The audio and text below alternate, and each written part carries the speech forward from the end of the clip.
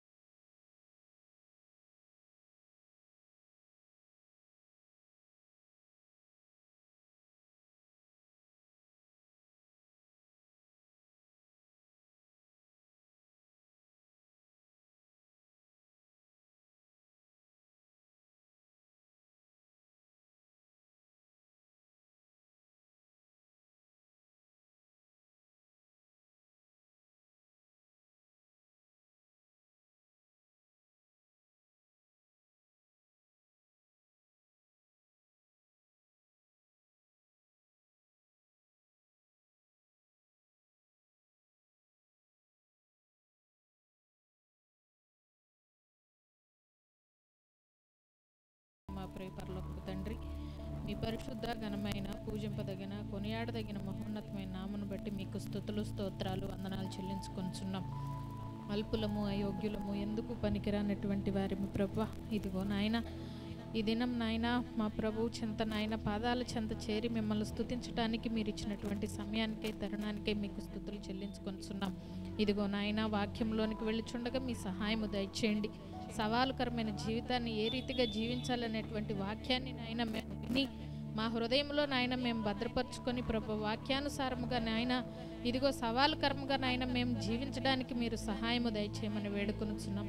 మాదిరి కరిగిన బ్రతుకులను మాకు దయచేయండి దేవా. మీలో ఎలాగున బ్రతకాలో నాయన, మీలో ఎలాగున నడిపించబడాలో మీరు మాకు నేర్పించండి ప్రభువా.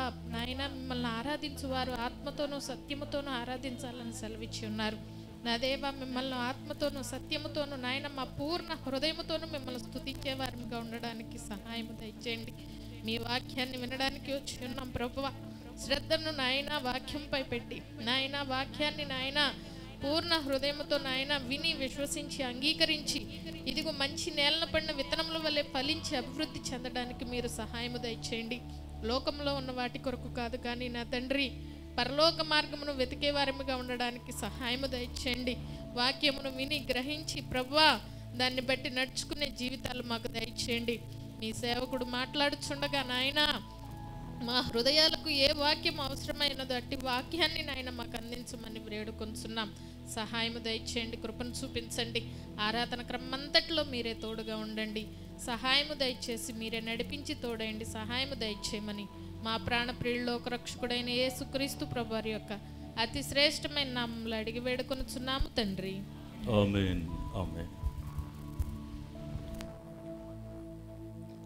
ఈ సమయంలో మరి పరిశుద్ధ గ్రంథం నుండి ఒక వాక్య భాగాన్ని మనం చదువుకుందాం. 119వ కీర్తన 1 నుండి 7 వచనాలు ఉత్తర ప్రత్యుత్తర రీతిగా మనం చదువుకుందాం. 119వ కీర్తన 1 నుండి 7 వచనాలు ఫణికుమార్ గారు వచ్చి చదివి వినిపిస్తారు. ఉత్తర ప్రత్యుత్తర రీతిగా మనం చదువుకుందాం.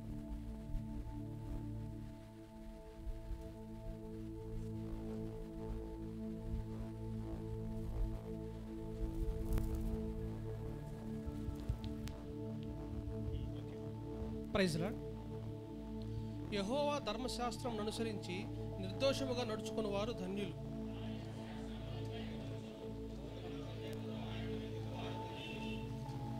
వారు ఆయన మార్గములలో నడుచుకొనుచు ఏ పాపమును చేయరు.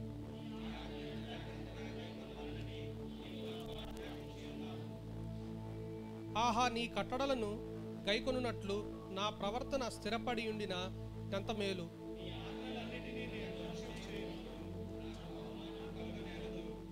నీతిగల నీ న్యాయ విధులను నేను నేర్చుకున్నప్పుడు యథార్థ హృదయముతోనూ నీకు కృతజ్ఞతాస్తుతులు చెల్లించేదను. ఈ వచనమును మనందరం కలిసి మరొకసారి చదువుకుందాం. నీతిగల న్యాయ విధులను నేను నేర్చుకున్నప్పుడు యథార్థ హృదయముతోనూ నీకు కృతజ్ఞతాస్తుతులు చెల్లించేదను. ఆమేన్. ఎస్, కొద్ది నిమిషాలు మనం అందరం కూడా మనసారా దేవుణ్ణి కీర్తించుకుందాం. అందరం కూడా కీర్తించుకుందాం మనస్ఫూర్తిగా. అందరికి ఎవరు ఇక ఇటు అటు చూడొద్దు. హృదయం అంతా దేవుని సన్నిధి మీద లగ్నం చేసి కనికరం కలిగిన దేవుని యొక్క సన్నిధిలో కొద్ది నిమిషాలు దేవుణ్ణి ఆరాధించుకుందాం. ఆత్మతో సత్యంతో ఆయన్ని ఆరాధించాలని వాక్యం చెప్తా ఉంది. మనసారా దేవుణ్ణి ఆరాధించుకుందాం. మనందరం మన హృదయం తెరిచి స్వరం తెరిచి దేవుని మహింపరచడానికి ప్రయత్నం చేద్దాం. నీవు చేసిన ఉపకారములకు నేనేమి చెల్లింతును. నీవు చేసిన ఉపకారములకు నేనేమి చెల్లింతును.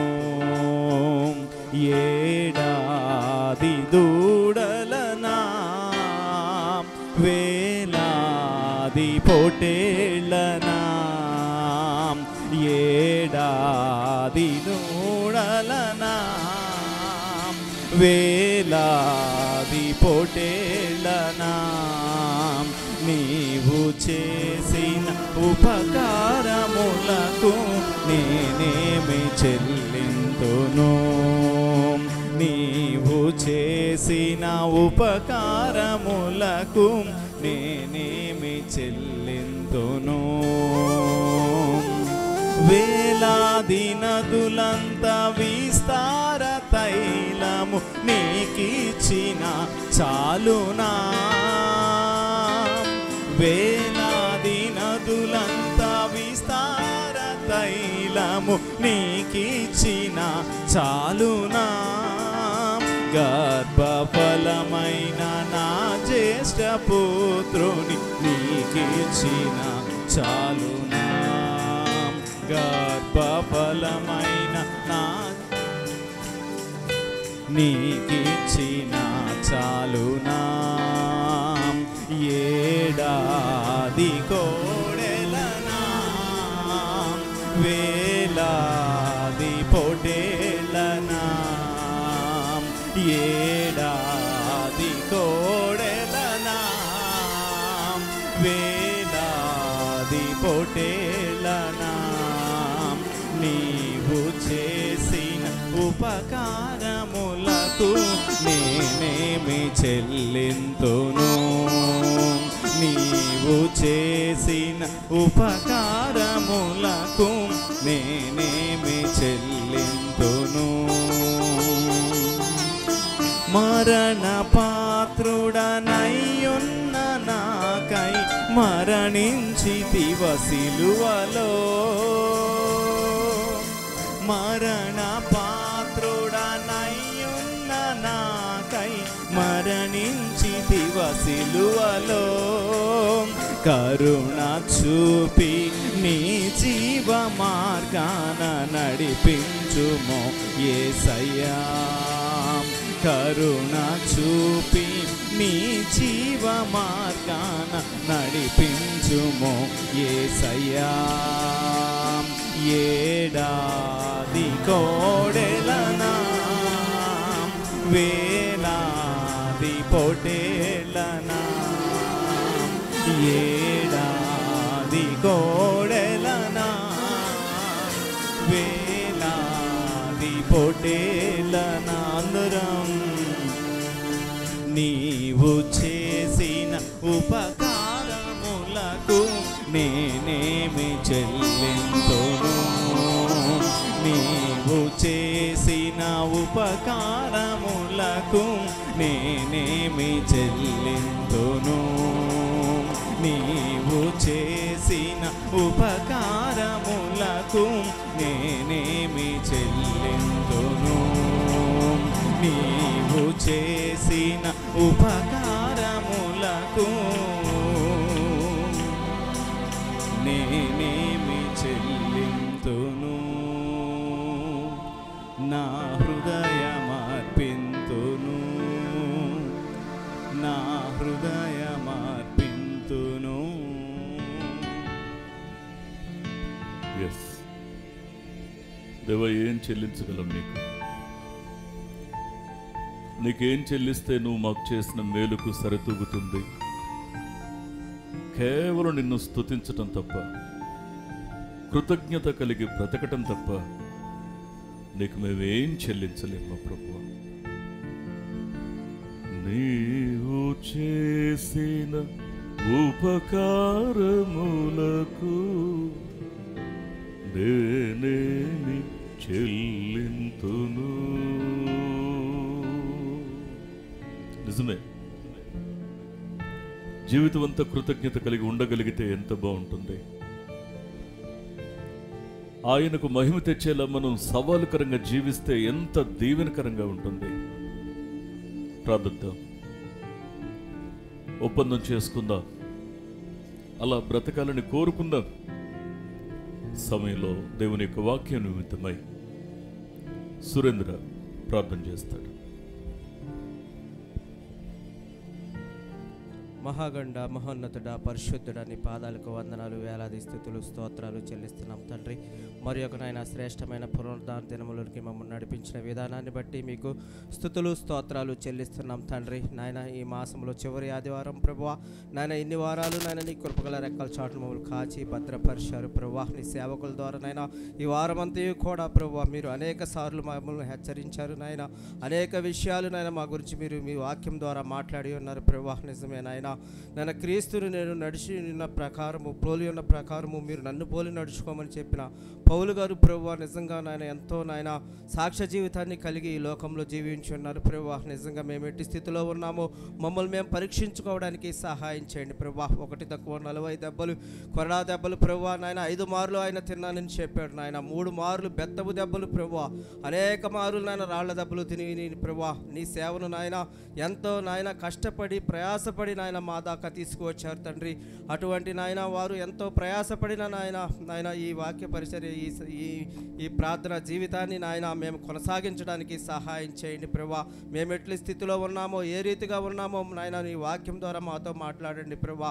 నిజంగా ప్రభా అన్ని అవమానాలు ఎదుర్కొని కూడా నేను ఎక్కడా కూడా నాయన తొలగిపోకుండా ప్రభా కడవరకు తుది శ్వాస విడిచే వరకు కూడా నాయన నీ కృపగల రెక్కల చాటున వారు సేవ కొనసాగించారు ప్రభా. నాయన మేము ఒక వారం వస్తే ఒక వారం రాని వారుగాను ప్రభా నాయన ఉంటున్నాం ప్రభా. నీ సన్నిధిలో కనబడడానికి మమ్మల్ని ఏమీ అనపోయినా కానీ రావట్లేదు నాయన, దయతో క్షమించమని వేడుకుంటున్నాం. జ్ఞాపకం చేసుకోండి. సేవకులు హెచ్చరిస్తున్నారు ప్రభా, కడువరి దినాల్లో మేము ఉన్నాం తండ్రి. నాయన శ్రమలో ఉన్నప్పుడు ప్రభా నాయన ఓర్పుగా ఉండాలని ప్రభా, శ్రమలో ఉన్నప్పుడు నాయన నిన్ను ఆశ్రయించేవారుగా ఉండాలని ప్రభా, శ్రమలో ఉన్నప్పుడు నాయన నీకు మొరపెట్టేవారుగా మేము ఉండాలని నాయన, శ్రమలో ఉన్నప్పుడు ప్రభా నీ యొద్దకు మళ్ళుకునేవారుగా మేము ఉండాలి, ద్రేణ ప్రార్థన చేసేవారుగా మేము ఉండాలి.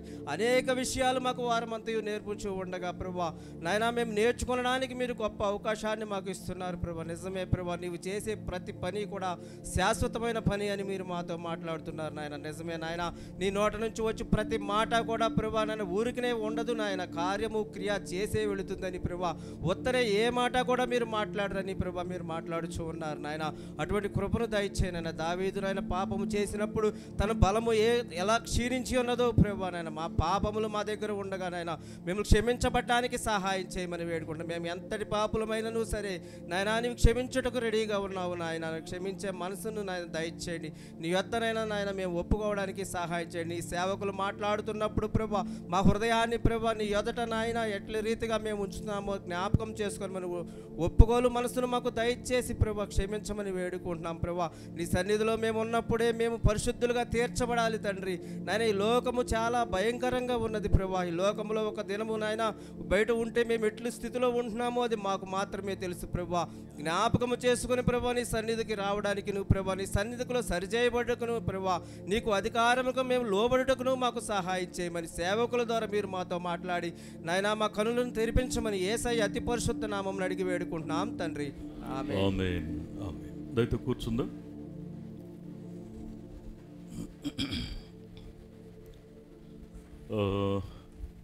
మరొకసారి మీ అందరూ కూడా ప్రత్యేకమైన వందనాలు తెలియజేసుకుంటూ ఉన్నాను. నేను 10 గంటలకు వాక్యం స్టార్ట్ చేస్తా అన్నాను. ఇవాళ ఒక పావు గంట ఆలస్యంగా స్టార్ట్ చేస్తున్నాను. నెక్స్ట్ వీక్ 10 o'clock కల్లా నేను మెసేజ్ స్టార్ట్ చేసేస్తాను. ఎందుకు ఈ మాట చెప్తున్నానంటే మనం ఇంకాస్త టైంని ప్రాపర్గా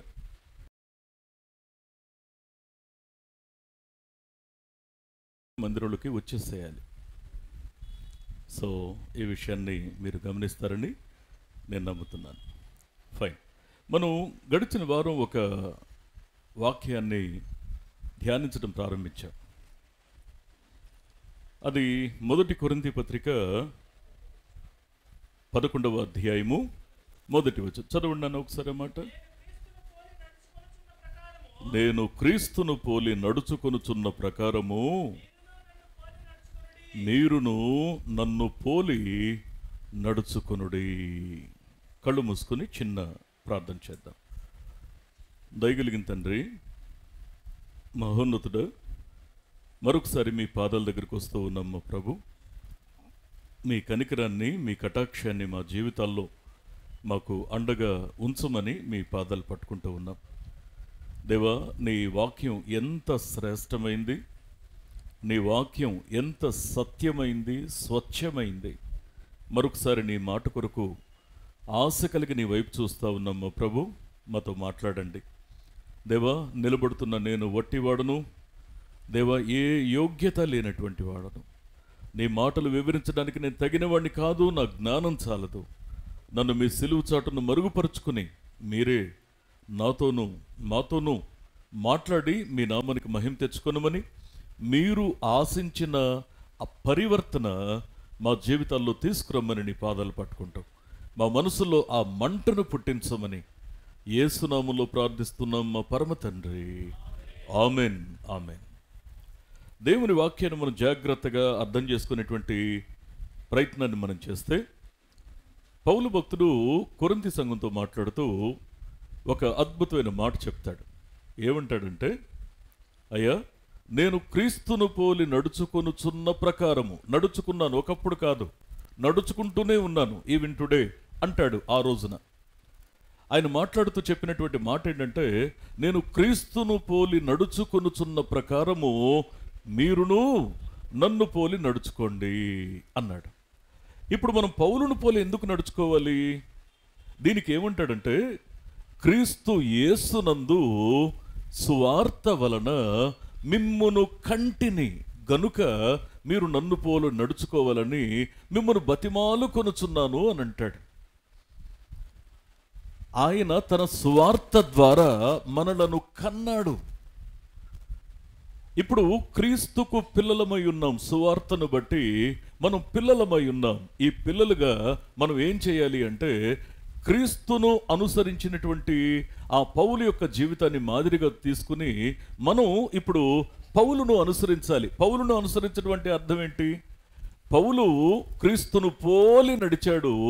ఇప్పుడు పౌలు నాకేం చెప్తున్నాడంటే, నేను కూడా పౌలు వలె క్రీస్తును పోలి నడవాలి. అది టార్గెట్. ఇప్పుడు మొదటి మాట ఇక్కడ మాట్లాడుతూ ఏమంటాడంటే, అయ్యా నిజంగా దేవుని కోసం బ్రతకడానికి నేను ఎన్నో శ్రమలు అనుభవించాను, ఎన్నో ఇబ్బందులు పడ్డాను. మీరు మర్చిపోకుండా మీరు నన్ను పోలి నడుచుకోండి, నేను క్రీస్తును పోలి నడుచుకుంటున్నాను అని మాట్లాడతాడు. ఆ తర్వాత నిజంగా ఆయన మరి తన పరిచర్య విధానం, తన యొక్క మరి ప్రయాణం అంతటిని కూడా వివరిస్తూ ఏమని చెప్తాడంటే, తెస్సలోనిక సంఘంలో ఉన్నటువంటి ఆ మొదటి తెస్సలోనిక పత్రిక 2వ అధ్యాయము 2వ వచనాన్ని ఆధారం చేసుకొని అసలు ఆయన మరి పరిచర్య విధానం ఎలా ప్రారంభమైంది, ఎలా కొనసాగింది అన్న విషయాన్ని చూస్తే, మీరు ఎరిగినట్టే, చదవండి ఆ మాటను ఒకసారి. మీరు ఎరిగినట్టే మేము ఫిలిప్పులో ముందు శ్రమపడి అని ప్రారంభించాడు. అంటే పౌలు భక్తుడు క్రీస్తును అనుసరిస్తూ ఒక విషయాన్ని బాధ్యతగా స్వీకరించాడు. ఏంటి అంటే శ్రమ అనుభవించడం, క్రీస్తు కొరకు శ్రమ అనుభవించడం. నేను మళ్ళీ ఈ మాట మీ గమనానికి తీసుకురానా? శ్రమ అనేది కొన్ని జీవితాల్లో కలిగినప్పుడు అండి, వారి మనసులు ఎంత సంకుచితంగా ఆలోచిస్తాయంటే, అంటే అన్ని సౌఖ్యంగా ఉంటేనే దేవుడా, అన్ని సంతృప్తికరంగా ఉంటేనే దేవుడు కావాలా? అసలు ఆత్మీయ జీవితంలో శ్రమ యొక్క మరి స్థానం ఏంటో తెలుసా నీకు? శ్రమ యొక్క స్థానం ఏంటో తెలుసా? దేవుని యొక్క చిత్తంలోనికి నువ్వు వెళ్ళాలనుకుంటున్నావా? నీ యొక్క ఆలోచనకు తగినట్లు దేవుడు యాక్ట్ చేయాలనుకుంటున్నావా? దేవుని యొక్క ఆలోచన నిన్ను నియంత్రించాలనుకుంటున్నావా? లేకపోతే నీ ఆలోచనలకు అనువుగా దేవుడు స్పందించాలనుకుంటున్నావా? పౌలు నిజంగా దేవుని గురించి ఇక్కడ మాట్లాడుతూ చెప్పినటువంటి అమూల్యమైన ఉద్దేశం ఏంటి అంటే, ఆయన యొక్క చిత్తానికి తగినట్లుగా బ్రతకడానికి నిశ్చయించుకున్నాడు, జీవితాన్ని కట్టడి చేసుకున్నాడు. అందుకే ఇక్కడ మాట్లాడుతూ కొన్ని విషయాలు చెప్పాడు. అయ్యా శ్రమ కావాలి, శ్రమ పడాలి. ఎందుకు అంటే నిజంగా మరి శరీర సంబంధమైనటువంటి శ్రమ మాత్రమేనా శ్రమ అంటే? నిజంగా నేను ఒక విషయాన్ని నిన్న అంటే పోయిన వారం మీకు జ్ఞాపకం చేశాను. 1 తక్కువ 40 దెబ్బలు 5 సార్లు తిన్నాడు, 3 సార్లు బెత్తములతో కొట్టబడ్డాడు, ఒకసారి రాళ్లతో కొట్టబడ్డాడు, ఆ తర్వాత ఒక రోజంతా సముద్రంలో గడిపాడు, 3 సార్లు ఓడ బద్దలైతే చస్తాడో బతుకుతాడో తెలియని పరిస్థితుల్లో ఉన్నాడు. అనేక సార్లు ఆకలి, అనేక సార్లు దప్పిక, అనేక సార్లు జాగరణ, అనేక సార్లు కరువు, ఇవన్నీ కూడా అనుభవించి ఈ శరీర సంబంధమైనటువంటి అంటే పీక్ మూమెంట్ ఏదైతే శ్రమలో ఉంటుందో అవన్నీ కూడా చాలా సులభంగా అవన్నీ ఫేస్ చేశాడు. చేసి అంటాడు, అసలు నా కష్టం, నాకు శ్రమ అనిపించింది ఏంటి అంటే నా శరీరాన్ని మరి ఛిద్రం చేసిన కొరడా కాదు, నా శరీరం మీద చర్మం చిట్లిపోయేలా తగిలిన బెత్తపు దెబ్బలు కాదు, తగులుతున్న ప్రతి రాయి వాడిగా నన్ను కత్తుల్లా దూసుకుపోతున్నటువంటి ఆ యొక్క రాళ్ల దెబ్బలు కాదు. అసలు నాకు శ్రమ అంటే ఏంటి అంటే నేను సువార్త ప్రకటించకపోతే నాకు శ్రమ అన్నాడు. అంటే క్రీస్తు కొరకు బ్రతకడం, మనం క్రీస్తులోనికి రావడం అంటే దాని అర్థం ఏంటంటే సౌఖ్యంగా ఉండడం, సౌకర్యంగా ఉండడం, సమృద్ధి కలిగి ఉండడం, కోరింది దక్కించుకోవడం, అది కాదండి. దేవుడిస్తే అనుభవించండి, మీకు అవసరమైతే కోరుకోండి, తప్పు కాదు. కానీ క్రైస్తవ జీవితానికి కొన్ని పారామీటర్స్ ఉన్నాయి, క్రైస్తవ జీవితానికి కొన్ని వాల్యూస్ ఉన్నాయి, క్రైస్తవ జీవితానికి దేవుడు ఆశించినటువంటి కొన్ని మరి ఆలోచనలు ఉన్నాయి. దేవుని యొక్క వాక్యం ఏం తెలియజేస్తా ఉందంటే బ్రతికున్నంత కాలం క్రీస్తులో మనం క్రొత్త జన్మానుభవాన్ని పొందిన తర్వాత ఈ జీవితాన్ని చాలించేంత వరకు, అంటే అంటిల్ డెత్, ఈ జీవితాన్ని చాలించేంత వరకు కూడాను మనం దేవుని కోసం బ్రతకడం బాధ్యత, దేవుని కోసం బ్రతకడం భాగ్యం. ఈ విషయాన్ని మర్చిపోకూడదు. దేవుని యొక్క వాక్యాన్ని మనం జాగ్రత్తగా అర్థం చేసుకునేటువంటి ప్రయత్నాన్ని మనం చేసినట్లయితే ఇక్కడ మాట్లాడుతున్న అమూల్యమైన మాట ఏంటంటే అసలు శ్రమ అంటే ఏంటి అంటే ఇంకా రక్షించబడని వారిని చూసినప్పుడు తన గుండెల్లో కలిగే వేదన. అందుకే దేవుని యొక్క వాక్యాన్ని మనం జాగ్రత్తగా చూస్తే అయ్యా మన ఎదుట ఒక పరుగు పందెం ఉంచబడింది, దీన్ని మర్చిపోవద్దు మీరు. మన ఎదుట ఒక పరుగు పందెం ఉంచబడింది. ఈ పరుగు పందెంలో ఏం చేయాలి అంటే ఈ మాటని హెబ్రీ పత్రిక 12వ అధ్యాయం 1-2 వచనాల్లో అక్కడ మాట్లాడుతూ ఇంకొక శ్రేష్టమైనటువంటి ఉద్దేశాన్ని వెల్లడి చేస్తూ అంటాడు, మన ఎదుట పరుగు పందెం ఉంచబడింది, ఈ పందెంలో మనం ఓపికతో పరిగెత్తాలి. నీకు ఓపిక కావాలి. అయ్యా నేను విశ్వాసంగా ఉందామని ప్రయత్నిస్తే అందరూ నా సహనాన్ని పరీక్షిస్తారండి. నేను కొంచెం ఓర్పుగా ఉందాము అనుకుంటే కొంతమంది నన్ను మాటలతో రెచ్చగొడుతున్నారు, కొడతారండి. నేను భక్తిగా ఉందాం అనుకుంటే కొన్నిసార్లు కొన్ని సమస్యలు నన్ను నిలకడగా ఉండనివ్వలేదు. అది ఆ పరీక్ష మామూలే. దేవుని యొక్క జీవం కలిగిన మాట సెలవిస్తున్నటువంటి సత్యం ఏంటి అంటే నేను మళ్ళీ ఈ మాట మీ గమనానికి తీసుకొస్తున్నాను. బ్రతుకితే క్రీస్తు కోసం బ్రతకాలి, ఆ బ్రతుకు సవాలుకరంగా ఉండాలి, ఆ బ్రతుకు ఇతరులకు ఆదర్శప్రాయంగా ఉండాలి, ఆ బ్రతుకు దేవునికి మహిమకరంగా ఉండాలి, ఆ బ్రతుకు దేవునికి ఇంపైన సువాసనగా ఉండాలి. క్రైస్తవ జీవితంలో ఒక నిష్ట కలిగిన భక్తి అలాగే ఉండాలి. రాజీ పడిపోయి బ్రతికే బ్రతుకు ఎవరి కోసం బ్రతుకుతున్నాం మనం? దేవుని యొక్క వాక్యం మనం జాగ్రత్తగా అర్థం చేసుకుంటే అయ్యా నీ ఎదుట ఉంచబడింది ఒక పరుగు పందెం, నీ ఎదుట ఉంచబడింది ఒక పరుగు పందెం, ఓపికగా పరిగెత్తు. అందుకే చూడండి పరిగెత్తే వాళ్ళందరూ కూడాను కొన్ని నెలలు సాధన చేస్తారు, సంవత్సరాలు సాధన చేస్తారు. హుసైన్ బోల్ట్ గురించి ఒకసారి మీకు జ్ఞాపకం చేశాను. హుసైన్ బోల్ట్ ప్రపంచంలోనే అతను పరుగుల చిరత అంటారు అతన్ని. అతను జమైకా దేశానికి పథకాలు తీసుకొచ్చి ఇవ్వడానికి తాను ఆ పరిగెత్తేది జస్ట్ కొన్ని క్షణాలే. ఆ కొన్ని క్షణాలు పరిగెడితేనే ఆ ఒలింపిక్స్లో తనకి ఆ పథకం రావాలి అంటే ఆ కొన్ని క్షణాలు పరిగెత్తడానికి కొన్ని సంవత్సరాలు సాధన చేస్తాడు. ఈ జీవిస్తున్న ఈ కొద్ది జీవితం ఉంది చూశారు, ఈ విశ్వాస జీవితానికి సాధన చేయకపోతే ఎట్లా, దేవునితో సఖ్యత లేకపోతే ఎట్లా, దేవునితో సమాధానకరమైన బ్రతుకు లేకపోతే ఎట్లా, కొన్నిటిని సహించకపోతే ఎట్లా, కొన్నిటిని ఓర్చుకోకపోతే ఎట్లా, జీవితంలో సాధన అంటే ఏంటి మరి?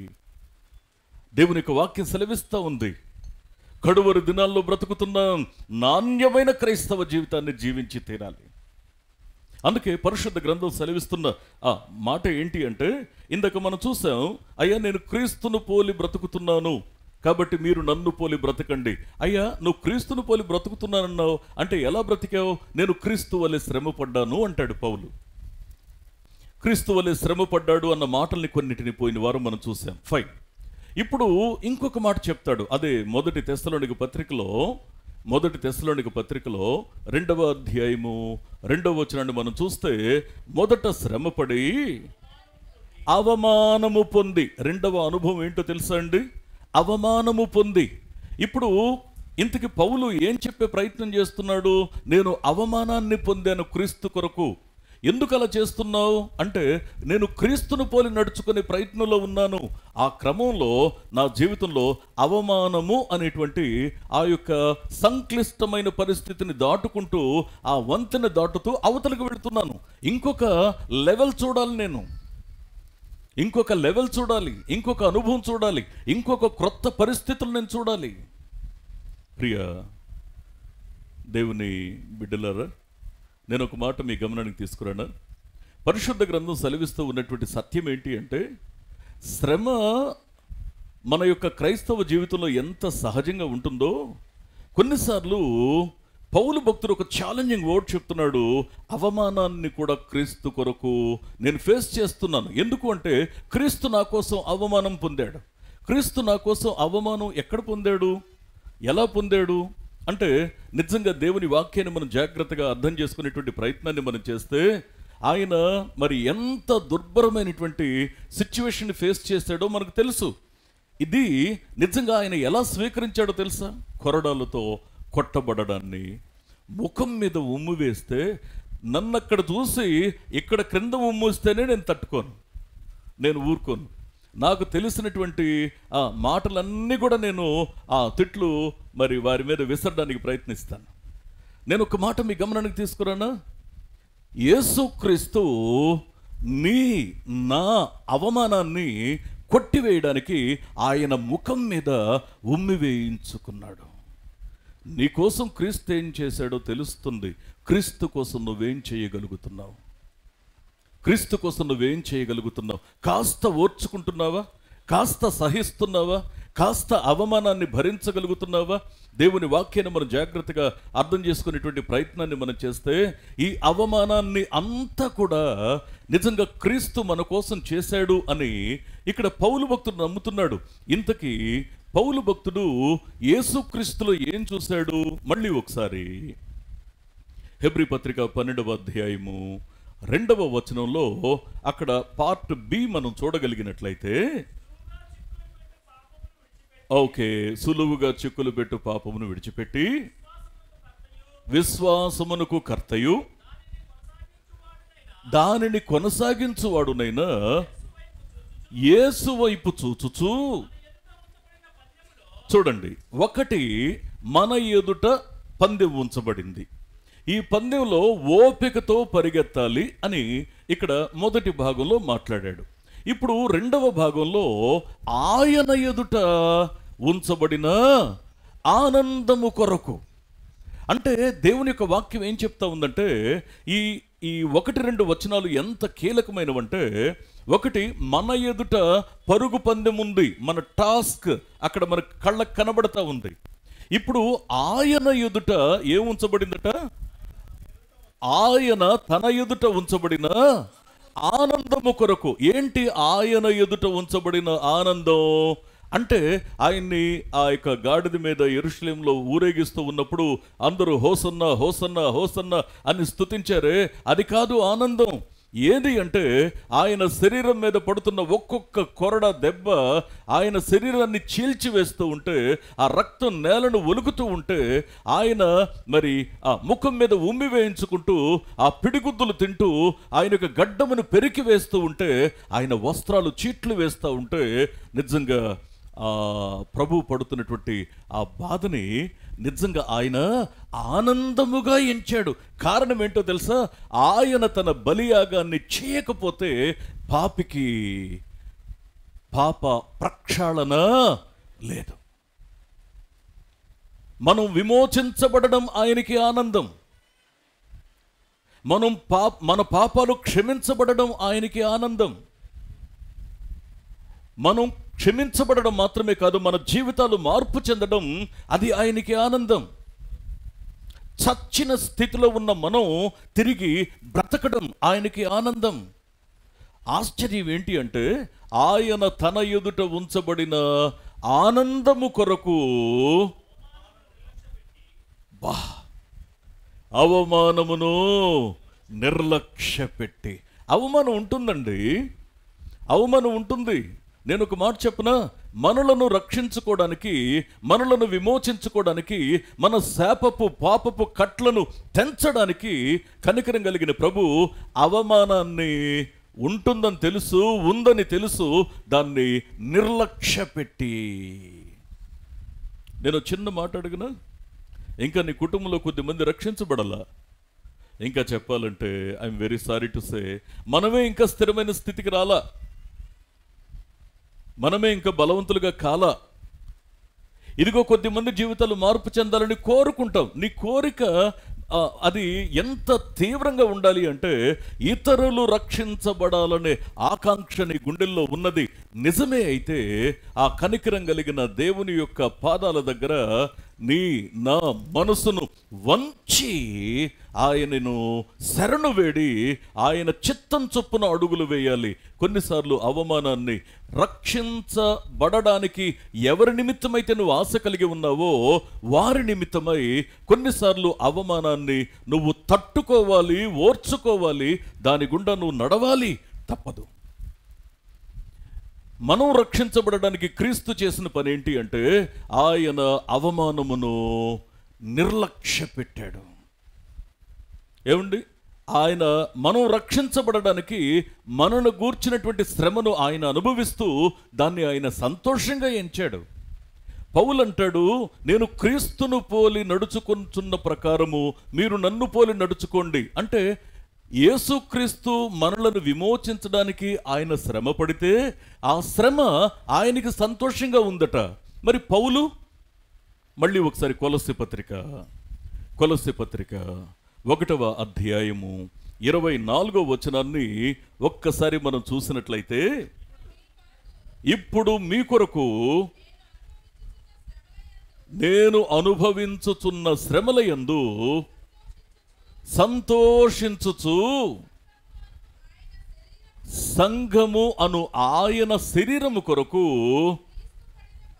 క్రీస్తు పడిన పాట్లలో కొదువయ్యున్న వాటి యందు నా వంతు నా శరీరమందు నేను సంపూర్ణం చేస్తూ ఉన్నాను. ఆత్మ చెప్పుచున్న మాట చెవిగలవాడు వినుగాక. దేవుని యొక్క వాక్యం సెలవిస్తూ ఉన్నటువంటి సత్యం ఏంటి అనంటే, నేను మళ్ళీ ఈ మాట మీ గమనానికి తీసుకొస్తున్నాను. క్రీస్తు అనేటువంటి ఆ సంఘము యొక్క రూపం ఏంటి అంటే ఆయన శరీరమే. ఆ శరీరము కొరకు అంటే దాని అర్థం సంఘమనే మన కొరకు. పౌలు భక్తుడు అంటాడు, నేను శ్రమ పడుతున్నాను, ఈ శ్రమ నాకు సంతోషాన్ని కలిగిస్తుంది. ఇంకా నువ్వు నీ కుటుంబంలో రక్షించబడని వారి విషయంలో నువ్వు ఏ శ్రమను సంతోషంగా అంగీకరించగలుగుతున్నావు? వారు ఒక మాట అంటే తట్టుకోవు, వారు ఏదైనా తప్పు చేస్తే ఓర్చుకోవు, వారి కోసం మాదిరిగా బ్రతకలేవు, వారి కోసం సవాలుకరంగా జీవించలేవు. ఇక నువ్వు వారిని ఎలా మార్చుకుందాం అనుకుంటున్నావు? ఎలా మార్చుకోగలను, ఎలా గెలవగలను అనుకుంటున్నావు? నేను ఇంకా ఒక మాట చెప్పనా? నేను ఎప్పుడు చెప్తుంటాను ఈ మాటని, ఆయన మనలను ఉచితంగా రక్షించాడు. ఆయనకి మనం తిరిగి ప్రతిఫలంగా ఏమి ఇవ్వలేం, కానీ ఒకటి మాత్రం చేయగలం. ఏంటి అంటే, చచ్చి ఉన్న స్థితిలో మనల్ని బ్రతికించిన క్రీస్తుకు ఏదన్నా సంతోషాన్ని కలిగించాలి అంటే, చచ్చి ఉన్న స్థితిలో ఉన్న ఇంకొకరిని బ్రతికించడానికి నీ మనస్సును చంపుకొని, నీ అహాన్ని చంపుకొని, నీ పౌరుషాన్ని చంపుకొని ఇతరుల కొరకు నువ్వు బ్రతికి చూపించాలి. దేవుని యొక్క వాక్యం సెలవిస్తున్న సత్యం ఏంటి అంటే, రక్షించబడని వారు రక్షణలోకి రావాలి అంటే, అందుకే మన యొక్క బ్రతుకులో ఖచ్చితంగా నిండు హృదయంతో ఆ శ్రమను స్వీకరించడానికి, అవమానాన్ని స్వీకరించడానికి సంసిద్ధంగా ఉండాలి. అందుకే ఆ హెబ్రీ పత్రికలో వాడిన మాట ఏంటి అంటే, ఆయన ఎదుట ఉంచబడినటువంటి ఆనందము కొరకు అవమానమును నిర్లక్ష్యపెట్టి సిలువను సహించి ఓర్చుకున్నాడు. సిలువ మరణం అంటే ఆ దినాల్లో ఎంత అవమానకరమో మనం పదే పదే మాట్లాడుకుంటూ ఉంటాం. మనం ఈ అవమానకరమైనటువంటి విషయాన్ని ఆయన ఎందుకు అంగీకరించాడు అంటే, మనం నిందపాలు కాకుండా ఉండడానికి. మనం నిందపాలు అవ్వడం అంటే ఏంటి? మన అవమానం తప్పించబడడం అంటే అర్థం ఏంటి? అందుకే మనం దానియేలు గ్రంథంలో 12వ అధ్యాయము 2వ వచనం చూస్తాం. అక్కడ దానియేలు గ్రంథము 12వ అధ్యాయం 2వ వచనంలో ఒకరు ఆ మాట తీసిపెట్టండి, ఇంకొకరు యెషయా గ్రంథం 25వ అధ్యాయము 8వ వచనం తీసిపెట్టండి. చదవండి, దానియేలు గ్రంథం ముందు చదవండి. మరియు సమాధులలో నిద్రించు అనేకులు మేల్కొనిదరు, కొందరు నిత్య జీవమును అనుభవించుటకును, కొందరు నింద పాలగుటకు. నిందలు ఉండవండి. మనం చనిపోయిన తర్వాత నిందలు ఉండవు, నింద మాత్రమే ఉంటుంది. ఏంటి ఆ నింద అంటే, యేసు క్రీస్తుని సొంత రక్షకునిగా నీవు నేను అంగీకరించకపోతే ఆ ఒక్క నింద చాలు. అది గనక నిరూపితమైతే మనల్ని తీసుకెళ్లి నిత్య నరకాగ్నిలో వేసేస్తారు. అందుకే క్రీస్తు మనలను ఆ నింద నుంచి తప్పించాలనుకుంటున్నాడు. ఇది దేవుని యొక్క ఆకాంక్ష. ఇప్పుడు యెషయా గ్రంథం 25:8 ఒకరి మాట చదవండి. మరెన్నడూను ఉండకుండా మరణమును ఆయన మృంగివేయును, ప్రభువైన యెహోవా ప్రతివాని ముఖము మీద నుండి బాష్ప బిందువును తుడిచివేయును, భూమి మీద నుండి తన జనుల నిందను తీసివేయును. మన మీద ఉన్న నింద తీసివేయడానికి యేసు క్రీస్తు ప్రభు అవమానాన్ని నిర్లక్ష్య పెట్టాడు. ఆ సిలువ మరణాన్ని ఆయన మనస్ఫూర్తిగా అంగీకరించాడు.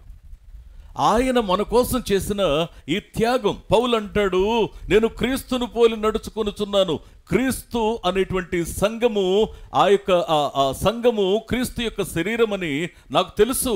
ఆ క్రీస్తు యొక్క శరీరం అనబడిన సంఘం కోసం క్రీస్తు పడిన పాటలలో కొదువై ఉన్న వాటిని నేను ఫేస్ చేస్తున్నాను. మనస్ఫూర్తిగా ఈరోజు ఒక మాట మీతో అడగడానికి, మీ స్నేహితునిగా, శ్రేయోభిలాషిగా ఈ మాట మీ ముందు పెడతా ఉన్నాను. నిజంగా ఇంకా రక్షించబడని వారి కోసం నువ్వు చేస్తున్న త్యాగం ఏంటి? నువ్వు చేస్తున్నటువంటి ఆ నిజమైన త్యాగం ఏంటి? కొన్నిసార్లు దేవుని యొక్క ఆశీర్వాదకరమైన కార్యం జరగడానికి నువ్వెంత ఓర్చుకున్నావు, నువ్వెంత మార్చుకున్నావు, నువ్వెంత నేర్చుకున్నావు, నువ్వు దేవుని యొక్క ఉద్దేశానికి తగినట్లుగా నువ్వు ఎంతవరకు అడుగులు వేయగలిగావు? నీకు బాధ్యత లేదా? నశించిపోతున్నటువంటి వారి విషయంలో నీకు చింత లేదా? దేవుని యొక్క వాక్యం సెలవిస్తున్నటువంటి సత్యం ఏంటి అంటే, సామెతల గ్రంథం 24వ అధ్యాయము 11వ వచనాన్ని ఒకసారి మనం చూసినట్లయితే అక్కడ ఒక అమూల్యమైన మాట పదే పదే పదే పదే మనం చదువుతాం కదా. చావునకై పట్టబడిన వారిని నీవు తప్పించుము, నాశనమందు పడుటకు జోగుచున్న వారిని నీవు రక్షించవా? ఇది నీ బాధ్యత కాదా? నీ మీద ఈ బాధ్యత లేదా? దేవుని యొక్క వాక్యాన్ని మనం జాగ్రత్తగా అర్థం చేసుకునేటువంటి ప్రయత్నాన్ని మనం చేస్తే, నేను మళ్ళీ మళ్ళీ మళ్ళీ ఈ మాట మీ మనసులకు దగ్గరగా తేవడానికి నేను ఇష్టపడతా ఉన్నాను. దేవుని యొక్క జీవం కలిగిన మాట సెలవిస్తున్నటువంటి సత్యం ఏంటి అనంటే, నేను ఈ మాట మీ మనసుకు దగ్గరగా తేవడానికి ఇష్టపడుతున్నాను. కారణం ఏంటంటే, నశించిపోతున్న వారి పట్ల నీకు నాకు బాధ్యత ఉంది. నాశనమందు పడుటకు జోగుచున్న వారిని నీవు నేను రక్షణలోకి నడిపించాలి. ఇది మన యొక్క రెస్పాన్సిబిలిటీ. నీ చుట్టూ ఎంతమంది పాడైపోతున్నారని నీకు తెలుసా? నీ చుట్టూ ఎంతమంది ఇదిగో ఆ వ్యసనాలతోటి, సమస్యలతోటి, కొన్ని కుటుంబాల్లో రాత్రులు నిద్రపోకుండా వారు కీచులాడుకుంటున్నారు తెలుసా నీకు? ఎంతమంది వ్యసనాలతో పాడైపోతున్నారు నీకు తెలుసా? నిన్ను ఒక రోజులో 100 మంది కలుస్తూ ఉంటారు. 100 మందిలో ఒక్కరికైనా నువ్వు సాక్ష్యం చెప్పగలిగావా? ఎందుకు మన జీవితం ఎందుకు ఆ ఫలభరితంగా లేకుండా, ఒక ఆదర్శప్రాయంగా లేకుండా, ఒక సవాలుకరంగా లేకుండా ఉంటే నిజంగా దేనికోసం మనం జీవిస్తూ ఉన్నాం? దేవుని యొక్క వాక్యాన్ని మనం జాగ్రత్తగా అర్థం చేసుకునేటువంటి ప్రయత్నాన్ని మనం చేస్తే, నేను మళ్ళీ ఈ మాట మీ గమనానికి నేను తీసుకొస్తున్నాను. మన మీద బాధ్యత ఉంది. పరిశుద్ధ గ్రంథాన్ని మనం జాగ్రత్తగా అర్థం చేసుకునేటువంటి ప్రయత్నాన్ని మనం చేస్తే కొన్నిసార్లు దైవికమైన మాటలు మాట్లాడే వాళ్ళకి ఆ మాటలకి కొన్ని పరిమితులు ఉంటాయండి. మనం అన్నీ మాట్లాడలేం. కానీ కొద్దిమంది ఏం చేస్తారంటే ఒంటి కాలుతో లేచి వస్తారు మన మీదకి. లెట్ దెమ్ కమ్, రానివ్వండి. కానీ దేవుని యొక్క వాక్యం సెలవిస్తున్న సత్యం ఏంటో తెలుసా? యేసుక్రీస్తు స్వయంగా ఈ మాట చెప్తూ మత్తయి సువార్త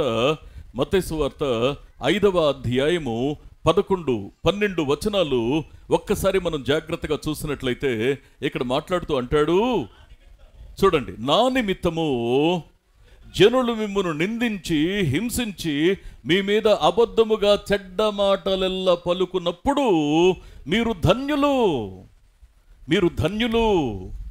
మీరు సంతోషించి ఆనందించండి, పరలోకమందు మీ ఫలము అధికమవుతుంది. ఆత్మ చెప్పుచున్న మాట చెవిగలవాడు వినుగాక. దేవుని యొక్క వాక్యాన్ని మనం జాగ్రత్తగా అర్థం చేసుకునేటువంటి ప్రయత్నాన్ని మనం చేయగలిగినట్లయితే ఇక్కడ వాక్యం సెలవిస్తున్నటువంటి సత్యం ఏంటో తెలుసా? అంటాడు ఒక మాటని, అయ్యా మీరు మార్పు చెందడం అనేది ప్రారంభించిన తర్వాత, క్రీస్తు కోసం బ్రతకడం అనేది ప్రారంభించిన తర్వాత మీ జీవితాలు ఎలా రూపాంతరం చెందాలో తెలుసా? మీరు నిర్నిమిత్తంగానే నిందలు అనుభవిస్తున్నారు, అయినా సరే we have to bear for Christ. మనం క్రీస్తు కొరకు ఆ శ్రమానుభవంలో ఇష్టపడి మనం ప్రవేశించాలి. ప్రార్థనాపూర్వకంగా బ్రతికి చూపాలి. దేవుని యొక్క జీవం కలిగిన మాట ఉంది చూశారు. ఆ జీవం కలిగినటువంటి మాట మన యొక్క మనసును తాకింది సత్యమే అయితే సవాలుకరంగా బ్రతికి తీరుతామండి. దేవుని కోసం సవాలుకరంగా బ్రతికి తీరుతాం. అందుకే ఇక్కడ వాక్యం సెలవిస్తూ ఉన్నటువంటి సత్యం ఏంటి అనంటే, నా నిమిత్తము జనులు మిమ్మల్ని నిందిస్తే నీకు తెలుసా పరలోకంలో నీ ఫలం అధికం అవుతుందని, పరలోకంలో నీ ప్రతిఫలం అధికమవుతుందని నీకు తెలుసా? అయితే ఒక విషయాన్ని మనం గమనించాలి. కొన్నిసార్లు నిర్నిమిత్తంగా కూడా మనం నిందలు అనుభవిస్తూ ఉంటాం. నాకు ఒక వ్యక్తి తెలుసు. ఆ వ్యక్తి ఎలాంటి వాడంటే స్వతహాగా మంచోడే, కానీ ఒక చిన్న చెడ్డ అలవాటు ఉంది అతనికి. అతను నేను దేవుని కోసం నింద అనుభవించాలి, నేను దేవుని కోసం నింద అనుభవిస్తే పరలోకంలో నా ఫలం పెరుగుతుంది అనే భావంతో ఎప్పుడు ఉండేవాడు. ఊరికి అవతలని కదిలించి కోపం తెప్పించి, పర్లేదన్నా, నువ్వు అన్నా పర్లేదు, ఏం పర్లేదు, నువ్వు నేను ఓర్చుకుంటాను, ఏం పర్లేదు. అరే అనవసరంగా నాకు కోపం తెప్పించి నువ్వు ఎందుకురా మాటలు అనిపించుకుంటావు అని అంటే, పర్వాలేదన్నా, దేవుని కోసం పరలోకంలో ప్రతిఫలం పెరుగుద్దని దేవుడు ఇట్టాటి మనసుగా ప్రతిఫలం పెరిగేది. ఇందుకు కౌంటర్గా పేతురు ఒక మాట అంటాడండి, ఈ యాటిట్యూడ్ కరెక్ట్ కాదయ్యా. అసలు నిజంగా ఎలా బ్రతకాలి అనేది క్రీస్తు మనకు చూపించాడు. పేతురు ఏమని మాట్లాడతాడంటే, మొదటి పేతురు పత్రిక 2వ అధ్యాయము 20 వచనాలు ఒకసారి మనం జాగ్రత్తగా చూసినట్లయితే చూడండి, తప్పిదమునకై దెబ్బలు తినినప్పుడు మీరు సహించిన ఎడల మీకు ఏమి ఘనము? చూడండి, మేలు చేసి బాధపడునప్పుడు మీరు సహించిన ఎడల అది దేవునికి హితమగును, ఇందుకు మీరు పిలువబడ్డారు. ఆత్మ చెప్పుచున్న మాట చెవిగలవాడు వినుగాక. ఇందుకు మీరు పిలువబడ్డారు. ఎందుకు? మేలు చేసి శ్రమ అనుభవించడానికి. మేలు చేసి శ్రమ అనుభవిస్తే మన యొక్క జీవితాల్లో ఫలం ఉంటుంది. అందుకు మనం పిలువబడ్డాం. దీనికోసం ప్రభు ఏం చేశారో తెలుసా? చదవండి. క్రీస్తు కూడా మీ కొరకు బాధపడి మీరు తన అడుగు జాడల యందు నడుచుకున్నట్లు మీకు మాదిరి ఉంచిపోయెను. ఆత్మ చెప్పుచున్న మాట చెవిగలవాడు వినుగాక. క్రీస్తు ఏ మాదిరి మన ముందు ఉంచి వెళ్ళారో ఆ మాదిరిని పౌలు, పేతురు అనుసరిస్తున్నారు. ఆ మాదిరి మన జీవితాల్లో మనం అనుసరించాలి. మనం ఈ భూమి మీద బ్రతుకుతున్నాము అనంటే కనీసం ఒక్కరినైనా దేవుని తట్టు త్రిప్పకుండా మనం బ్రతుకుతున్నామంటే I'm very sorry to say, మోడు బారిన జీవితంతో సమానం మన బ్రతుకులో. ఫలం లేదు, చిగురు లేదు, ఆశ లేదు, కనీసం దానికి సంబంధించిన మాదిరికరమైన జీవితం లేదు, ఎలా ఫలిస్తాం? అందుకే జీవితాన్ని మనం లీడ్ చేస్తూ ఉన్నప్పుడు ఇక్కడ ఒక విషయాన్ని మనం గమనించాలి. ఆధ్యాత్మికంగా ఎదుగుతున్నప్పుడు జీవితంలో ఎటువంటి పరిపక్వ స్థితి మన బ్రతుకులో ఉండాలో తెలుసా అండి? వాక్యం ఎంత తేటగా మాట్లాడుతూ ఉందంటే, నేను మీకు ఒక సంఘటన జ్ఞాపకం చేస్తాను. మన కళ్ళ ముందు ఎప్పుడూ ఆప్షన్స్ ఉంటాయండి, గుర్తుపెట్టుకోండి ఈ విషయాన్ని. మన కళ్ళ ముందు ఆప్షన్స్ ఉంటాయి. దాంట్లో దేనిని స్వీకరించాలి అని మన మనసు నిర్ణయించుకుందో దానిని బట్టి మన యొక్క ఆత్మీయ జీవితం ఆధారపడి ఉంటుంది అనేది మనం గుర్తుపెట్టుకోవాలి. ఆప్షన్స్ ఉంటాయి మన ముందు. నేడు జీవమును మరణమును, ఆశీర్వాదమును శాపమును నీ ఎదుట ఉంచి ఆకాశమును భూమిని నీ ఎదుట సాక్షులుగా పిలుచుచున్నాను. నువ్వు దేన్ని తీసుకోవడానికి ఇష్టపడుతున్నావో దాని యొక్క ప్రతిఫలాన్ని అనుభవిస్తావు. ఇప్పుడు మోషే యొక్క జీవితంలో ఇలాంటి ఆప్షన్సే తన కళ్ళ ముందుకు వచ్చాయి. మోషే జీవితంలో నిజంగా చూడండి, ఒకసారి హెబ్రీ పత్రిక 11వ అధ్యాయము అక్కడ 24 నుంచి 26 వచనాలు కలిసి ఉంటాయి. అక్కడ జాగ్రత్తగా ఒకసారి ఈ మాటలు చదివే ప్రయత్నం చేద్దాం. ఆగండి. మోషే పెద్దవాడైనప్పుడు అంటే పెద్దవాడవడం అంటే అర్థం ఏంటి? పెద్దవాడు అవడం అంటే అర్థం ఏంటి? ఒకవేళ పెద్దవాడైతే ఆ పెద్దవాడైన తర్వాత ఎలాంటి ఆలోచనలు చేయాలి? అంటే పెద్దవాడవడం అంటే ఆధ్యాత్మికంగా ఏంటి? వాస్తవానికి ఈ ప్రస్తావన ఎప్పుడైతే వస్తుందో మోషే అప్పటికే ఆల్మోస్ట్ 40 సంవత్సరాల వయసు వచ్చేసిన వాడు. ఈ ప్రస్తావన ఎప్పుడైతే వస్తుందో ఆల్మోస్ట్ తన యొక్క 40 జీవితం మోషే జీవితం. అంటే తాను బ్రతికిన 120 సంవత్సరాల్లో 340కి 3 ప్రత్యేకతలు ఉన్నాయి. ఒక 40లోనేమో ప్యాలెస్లో పెరిగాడు, అంతఃపురంలో పెరిగాడు. ఇంకొక 40లోనేమో అరణ్యంలో పెరిగాడు గొర్రెలు కాచుకుంటూ. ఇంకొక 40 ఏమో ఇశ్రాయేలీల్ని కనానుకు నడిపించే ప్రయత్నంలో ఆయన ఆ అరణ్య మార్గంలో వారిని తీసుకువెళ్తూ ఉన్నాడు. ఇప్పుడు ఈ మొదటి 40 ఏళ్ళు వస్తే అయ్యాడు అంటామా? ఇంకా పెద్దవాడయ్యాడు, ఇంకా వృద్ధాప్యానికి దగ్గరికి వెళ్తున్నాడు అని చెప్పేసి అంటామా? పెద్దవాడవడం అంటే ఆత్మీయ కోణం ఏం చెప్తుందంటే హెబ్రీ పత్రిక 5వ అధ్యాయము 14వ వచనాన్ని ఒక్కసారి మనం చదివితే చూసారా? పెద్దవారు అవ్వడం అంటే అర్థం వయస్సు వచ్చిన వారు, చదవండి, అభ్యాసము చేత మేలు ఏదో కీడు ఏదో వివేచించగలిగే పరిపక్వత వచ్చి ఉండాలి. నీ జీవితానికి హాని చేసేదేంటో, నీ జీవితానికి మేలు చేసేదేంటో నువ్వు నేను గుర్తించగలగాలి. ఊరికే మనం శారీరకంగా పెద్దవారమైనంత మాత్రాన అక్కడ ఏదో ఒరిగింది అనుకోవద్దు. ఇక్కడ ఆధ్యాత్మికంగా పరిపక్వత రావాలి. ఆధ్యాత్మికమైన పరిపక్వత ఉంది చూశారు, ఇది ఖచ్చితంగా చదవండి మళ్ళీ ఒకసారి ఆ మాటని. వయస్సు వచ్చిన వారు అభ్యాసము అనే మాట అండర్లైన్ చేసుకోండి. ఎందుకు అంటే మన జీవితంలో సాధన ఉండాలండి. నేను తెలియక ఒక తప్పు చేశాను, జీవితంలో ఇంకెప్పుడు అది నేను చేయకూడదు. ఇప్పుడు నా జీవితంలో నేను అలర్ట్గా ఉంటాను. ఆ ఏరియాకు వస్తే, ఆ ఏరియా దాటాల్సి వస్తే నేను ఒకప్పుడు చేసిన తప్పు మళ్ళీ జరగనివ్వను. రీజన్ ఈజ్ ఆల్రెడీ నాకు ఒక లెసన్ ఉంది, నాకు ఒక పాఠం ఉంది. నేను అభ్యాసం చేస్తున్నాను, నేర్చుకుంటున్నాను. ఈ అభ్యాసము నన్ను ఎక్కడికి పరిపక్వతలోకి తీసుకెళ్తుందంటే మేలేదో కీడేదో గ్రహించగలిగేలా నన్ను పరిపక్వతలోకి తీసుకెళ్తుంది. అందుకే జీవితంలో చూడండి, ఆత్మీయంగా ఎదిగిన వారు ఏ మాట పడితే ఆ మాట తొందరపడి మాట్లాడరు. వారికి కూడా బాధ ఉంటుంది లోపల, వారికి కూడా కోపం ఉంటుంది, వారికి కూడా కష్టం ఉంటుంది. లేదని చెప్తే అబద్ధం. కొన్నిటిని వారు అణుచుకుంటారు. ఇది సత్యం, అణుచుకుంటారు. కారణం ఏంటి అంటే వారు ఒకటి సాధన చేస్తూ ఉన్నారు. ఏంటి అంటే తనకు మేలు చేసేదేదో, తనకు హాని చేసేదేదో సాధన చేసి నేర్చుకుంటున్నారు. హానికరమైన దాన్ని విడిచిపెట్టడం, మేలుకరమైన దాన్ని హత్తుకోవడం పరిపక్వత చెందుతున్న వారి యొక్క జీవితంలో ఒక భాగ్యం. మర్చిపోవద్దు ఈ విషయాన్ని. అందుకే జాగ్రత్తగా దేవుని వాక్యాన్ని అర్థం చేసుకుంటే సరే, మోషే పెద్దవాడైనప్పుడు ఆత్మీయ విలువలు తనలో పెరుగుతూ ఉన్నప్పుడు ఆధ్యాత్మికంగా ఆలోచించడం ప్రారంభించిన తర్వాత తను ఏం చేశాడో తెలుసా అండి? తన ముందు ఉన్నటువంటి ఆప్షన్స్ ఏంటో ఎంచుకున్నాడు. తన ముందు ఉన్నటువంటి ఆప్షన్స్ ఏంటో తెలుసా? నెంబర్ 1, మళ్ళీ హెబ్రీ పత్రిక 11వ అధ్యాయము 24 నుంచి 26 దగ్గరికి మనం వెళ్ళిపోతున్నాం. చదవండి. మోషే పెద్దవాడైనప్పుడు విశ్వాసాన్ని బట్టి, చూడండి, ఒకవైపు ఐగుప్తు ధనం ఉంది, ఐగుప్తు ధనము కంటే క్రీస్తు విషయమైన నింద ఇంకో వైపు ఉంది. చూస్తున్నారా? ఈ యొక్క మోషే ఎదుట 2 ఆప్షన్స్ ఉన్నాయి. ధనం, కావాల్సినంత ధనం ఉంది.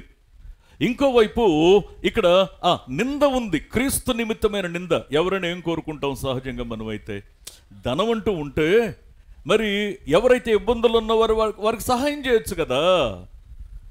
నిందలు పడేవాళ్ళు, బాధలు పడేవాళ్ళు, ఇబ్బందులు పడేవాళ్ళు ఉన్నారు కదా, వారికి సహాయం చేయొచ్చు కదా అని ధనాన్ని కోరుకున్న తర్వాత సహాయం చేయాలనే మనసే కానీ, దేవుని ప్రజలను ఆదుకోవాలనేటువంటి మనసే కానీ చల్లారిపోతుంది. No doubt about it. దేవుడు ఏం కోరుకుంటున్నాడంటే, అసలు నువ్వేం చూస్ చేసుకుంటున్నావు? ఐగుప్తు ధనం ఒక ప్రక్క ఉంది, క్రీస్తు విషయమైన నింద ఒక ప్రక్క ఉంది. రెండిటిని తేరు చూశాడు. ధనం ఆయనకి ఇంపుగా అనిపించలా, క్రీస్తు విషయమైన నిందట గొప్ప భాగ్యమని ఎంచుకున్నాడు. గట్టిగా చప్పట్లు కొడుతూ దేవుని మహింపరుద్దాం ఒకసారి.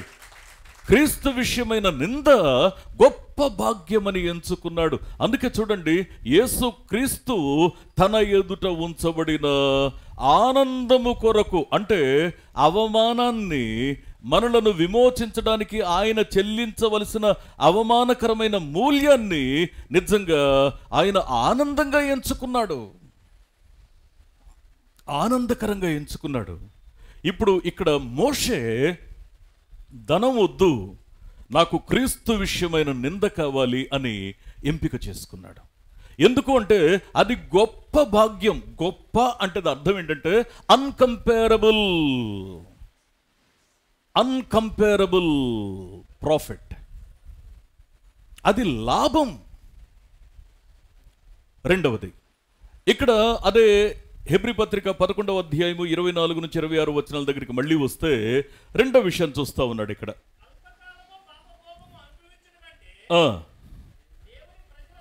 ఓకే, రెండోసారి తను తిరిగి చూస్తూ ఉంటే ఏం కనిపించిందంటే, పాపం ఉంది, భోగం ఉంది. భోగం అంటే విలాసాలు. పాపము ఉంది, భోగము ఉంది. నిజంగా ఈ మాటను జాగ్రత్తగా అర్థం చేసుకునే ప్రయత్నాన్ని మనం చేస్తే కావలసినంత లగ్జరియస్ లైఫ్ ఉందండి. పాపం విచ్చలవిడిగా బ్రతికే అవకాశం ఉంది. రెండవది, రాజులు ఏం కోరుకుంటే అదేనండి. అది మంచి చెడు అని మరి ఆ స్టేట్మెంట్ చెప్పగలిగే వాళ్ళు ఎవరుంటారు? ఏదో అంటారు చూసారు, రాజు కోరితే దెబ్బలకు కొదువ అంటే వారు ఏదైనా చేయగలుగుతారు. ఇప్పుడు ఇక్కడ ఇంకొక మాట, అక్కడ గ్రంథకర్త ఏం రాస్తాడంటే, పాపము, భోగము, విలాసవంతమైన జీవితం, ఇవి రెండు కూడా అల్పకాలమే అని మాట్లాడతాడు. అంటే దాని అర్థం ఏంటి?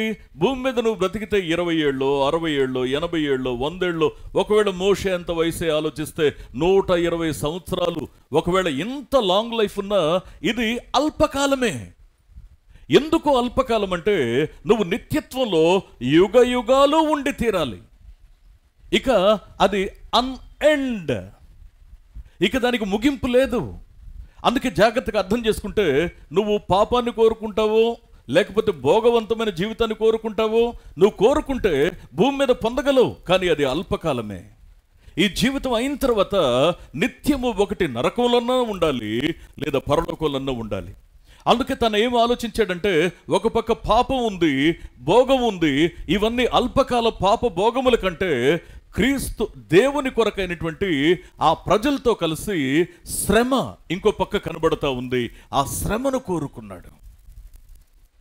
నేను దేవుని యొక్క వాక్యాన్ని బట్టి ఒక మాట మీ స్నేహితునిగా ఈ మాట చెప్తా ఉన్నాను. నీ హృదయపు లోతుల్లో ఉన్నటువంటి ఆకాంక్ష, ఆశ, ఆ కోరిక ఉంది చూసారు, ఇవి నిజంగా దేవుని యొక్క సన్నిధిలో ఆయన దృష్టికి అంగీకృతంగా ఉన్నాయని చెప్పడానికి ధైర్యం ఉందా? మనకి చెప్పడానికి ధైర్యం ఉందా? నేను ఏదైతే కోరుకుంటున్నానో అది నా దేవునికి మహిమకరంగా ఉంటుంది, నా దేవునికి తృప్తినిస్తుందని ధైర్యంగా చెప్పగలిగే పరిస్థితుల్లో మన యొక్క మరి కోరికలు ఉన్నాయని చెప్పగలమా? అందుకే ఇక్కడ నెంబర్ 1, ఐగుప్తు ధనం ఒకవైపు, క్రీస్తు విషయమైనటువంటి నింద మరోవైపు. క్రీస్తు విషయమైన నింద తనకు విలువైందిగా కనిపించింది. రెండవది, పాప భోగములు ఒకవైపు, తర్వాత దేవుని ప్రజలతో కలిసి అనుభవించే శ్రమ రెండో వైపు. పాప భోగం తనకి ఏమాత్రం నచ్చలేదు, ప్రక్కన బారేశాడు.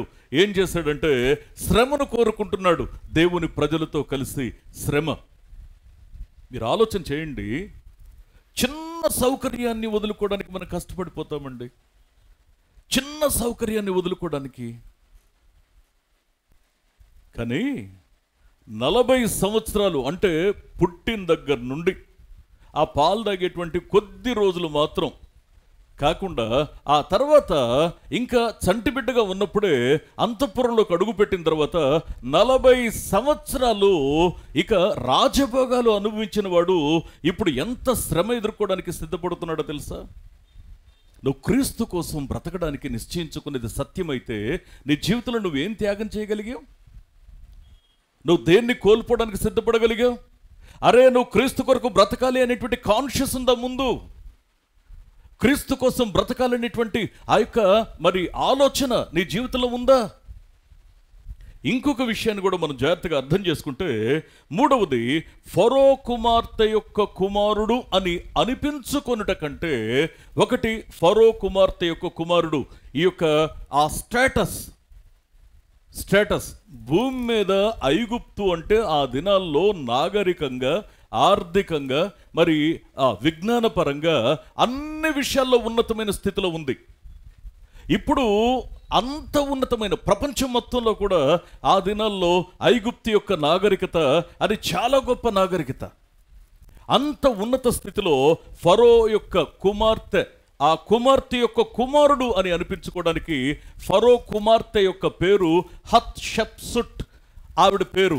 ఇప్పుడు హత్షప్సుట్ యొక్క కుమారునిగా తాను పిలువబడడానికి దాన్ని ఈ ఆప్షన్ ఒకవైపు, తర్వాత దానిని వదులుకుంటే దానికి ప్రతిఫలంగా కలిగేటువంటి బహుమానము మరొక వైపు.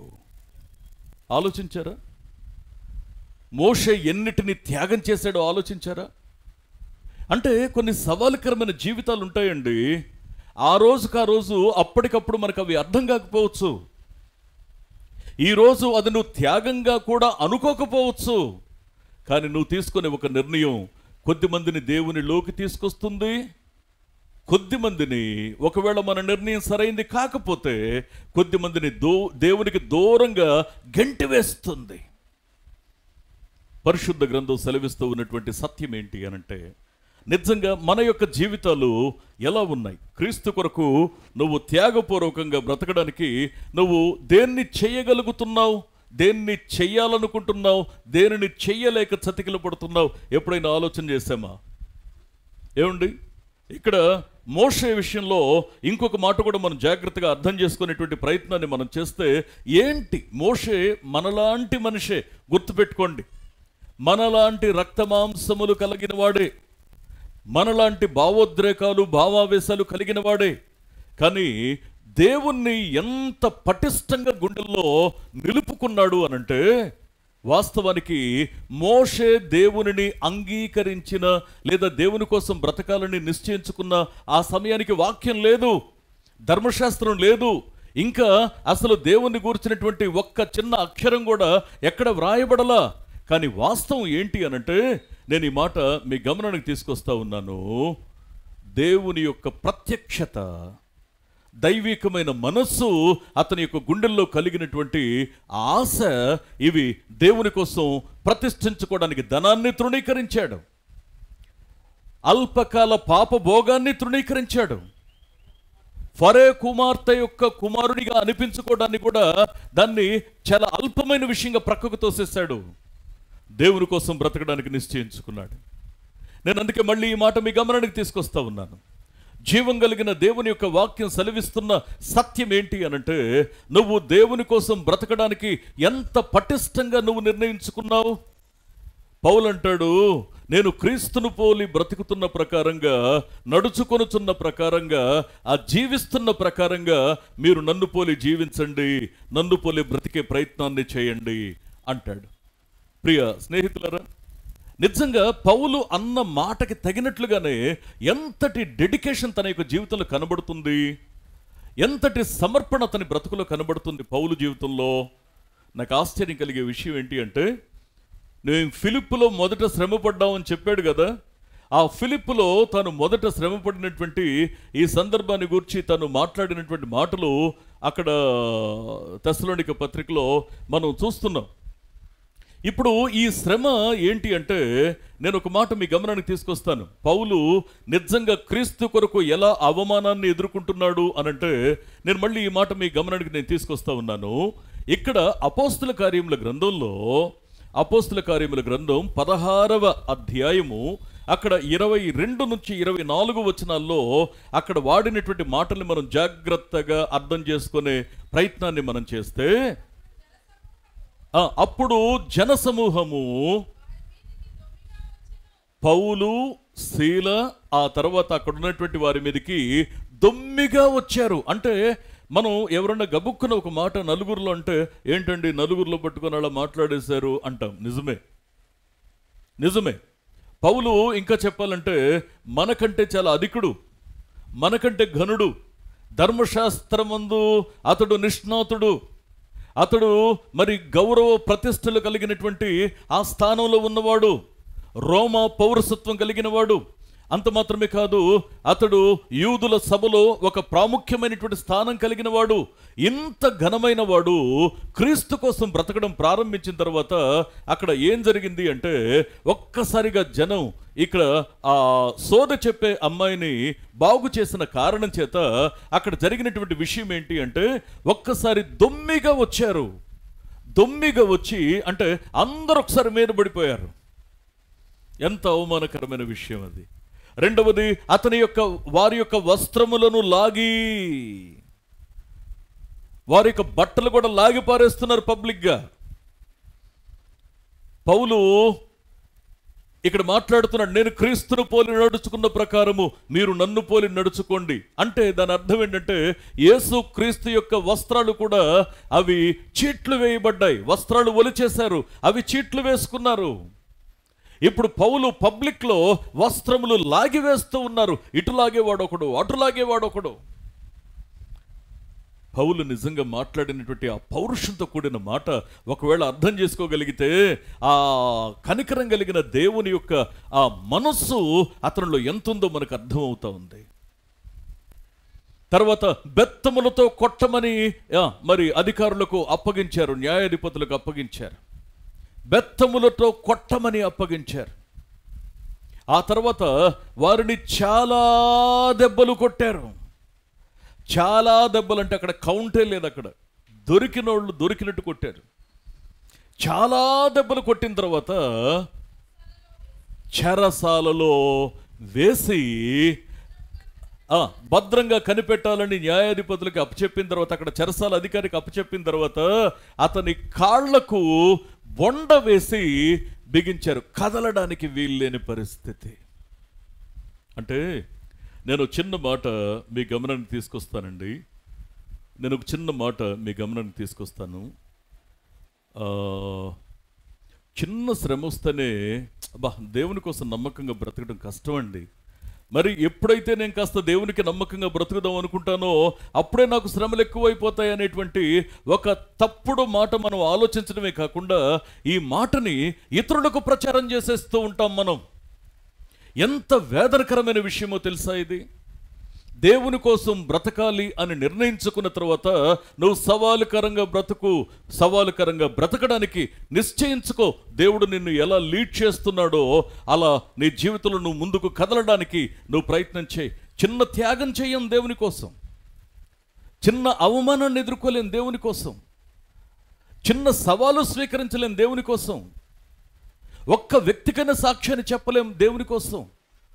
అందుకే మన యొక్క విశ్వాస జీవితాలు చల్లారిపోయినాయి అని చెప్పడానికి నేను సిగ్గుపడుతున్నాను.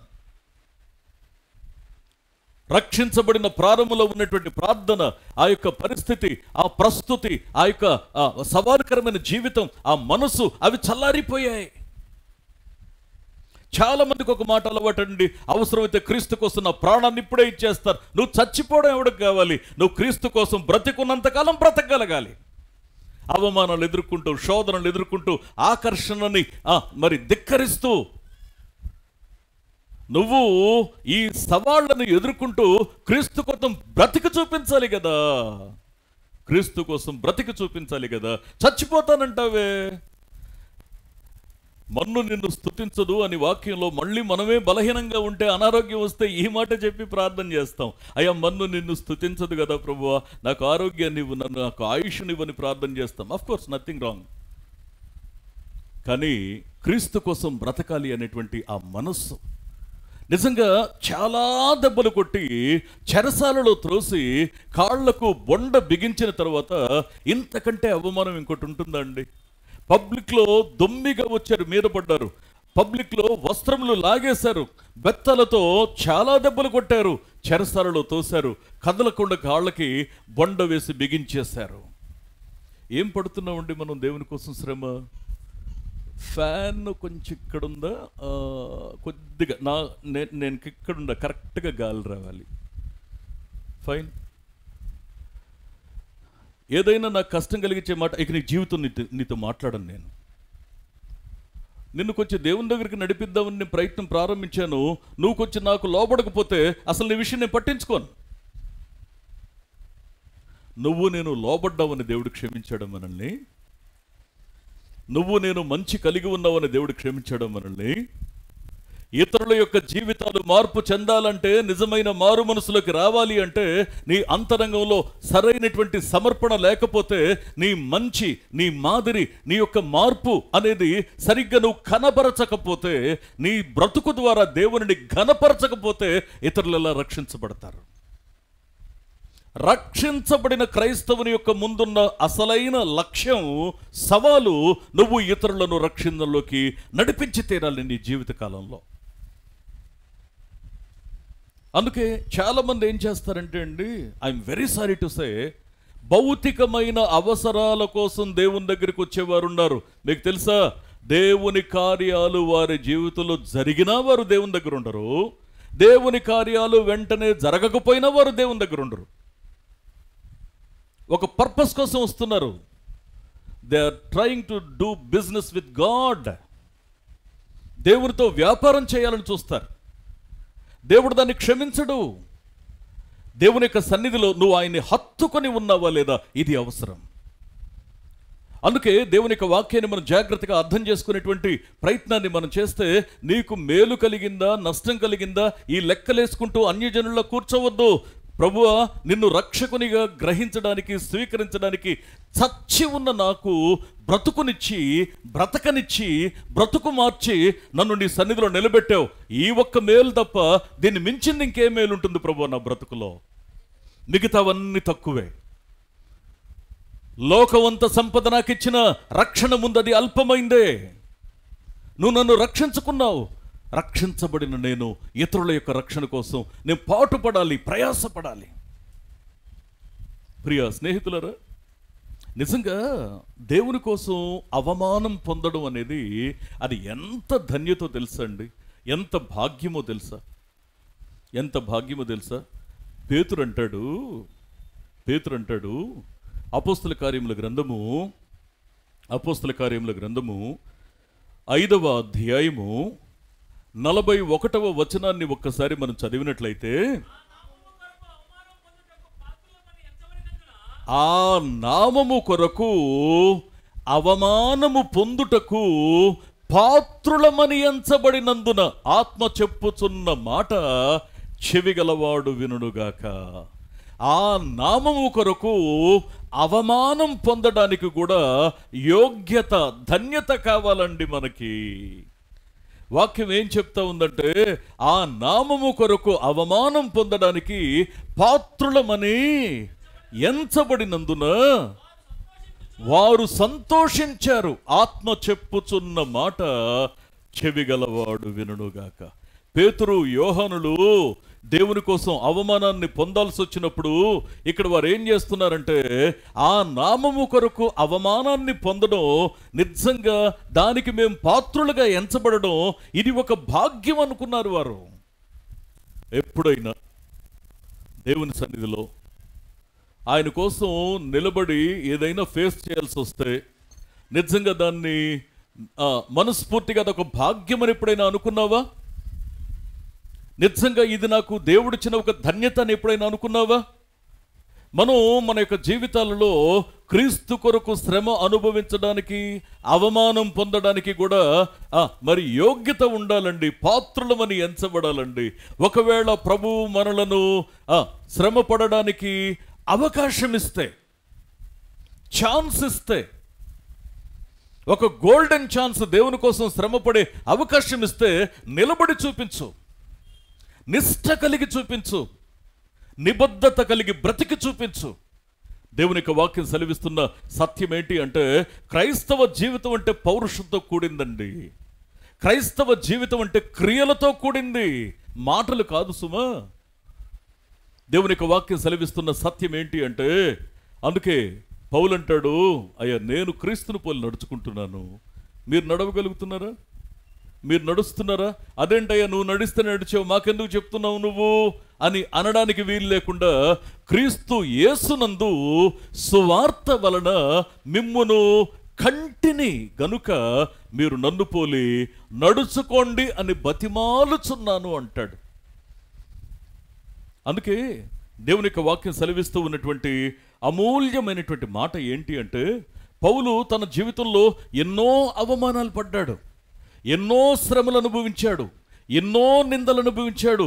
వీటి గుండా ప్రయాణం చేస్తున్న పౌలును చూసి చాలామంది ఆదర్శంగా తీసుకొని, ఏం శ్రమ పడుతున్నావు పౌల, నిజంగా ఎంత కష్టపడుతున్నావు దేవుని కోసం నువ్వు అని ఆయన పొగిడే ప్రయత్నం చేస్తే, ఆయన వెంటనే ఆ పొగడ్తని అసహ్యించుకుంటూ ఆ పొగడ్తని చాలా చిన్నది చేసి చూపిస్తూ అక్కడ ఒక మాట అంటాడు.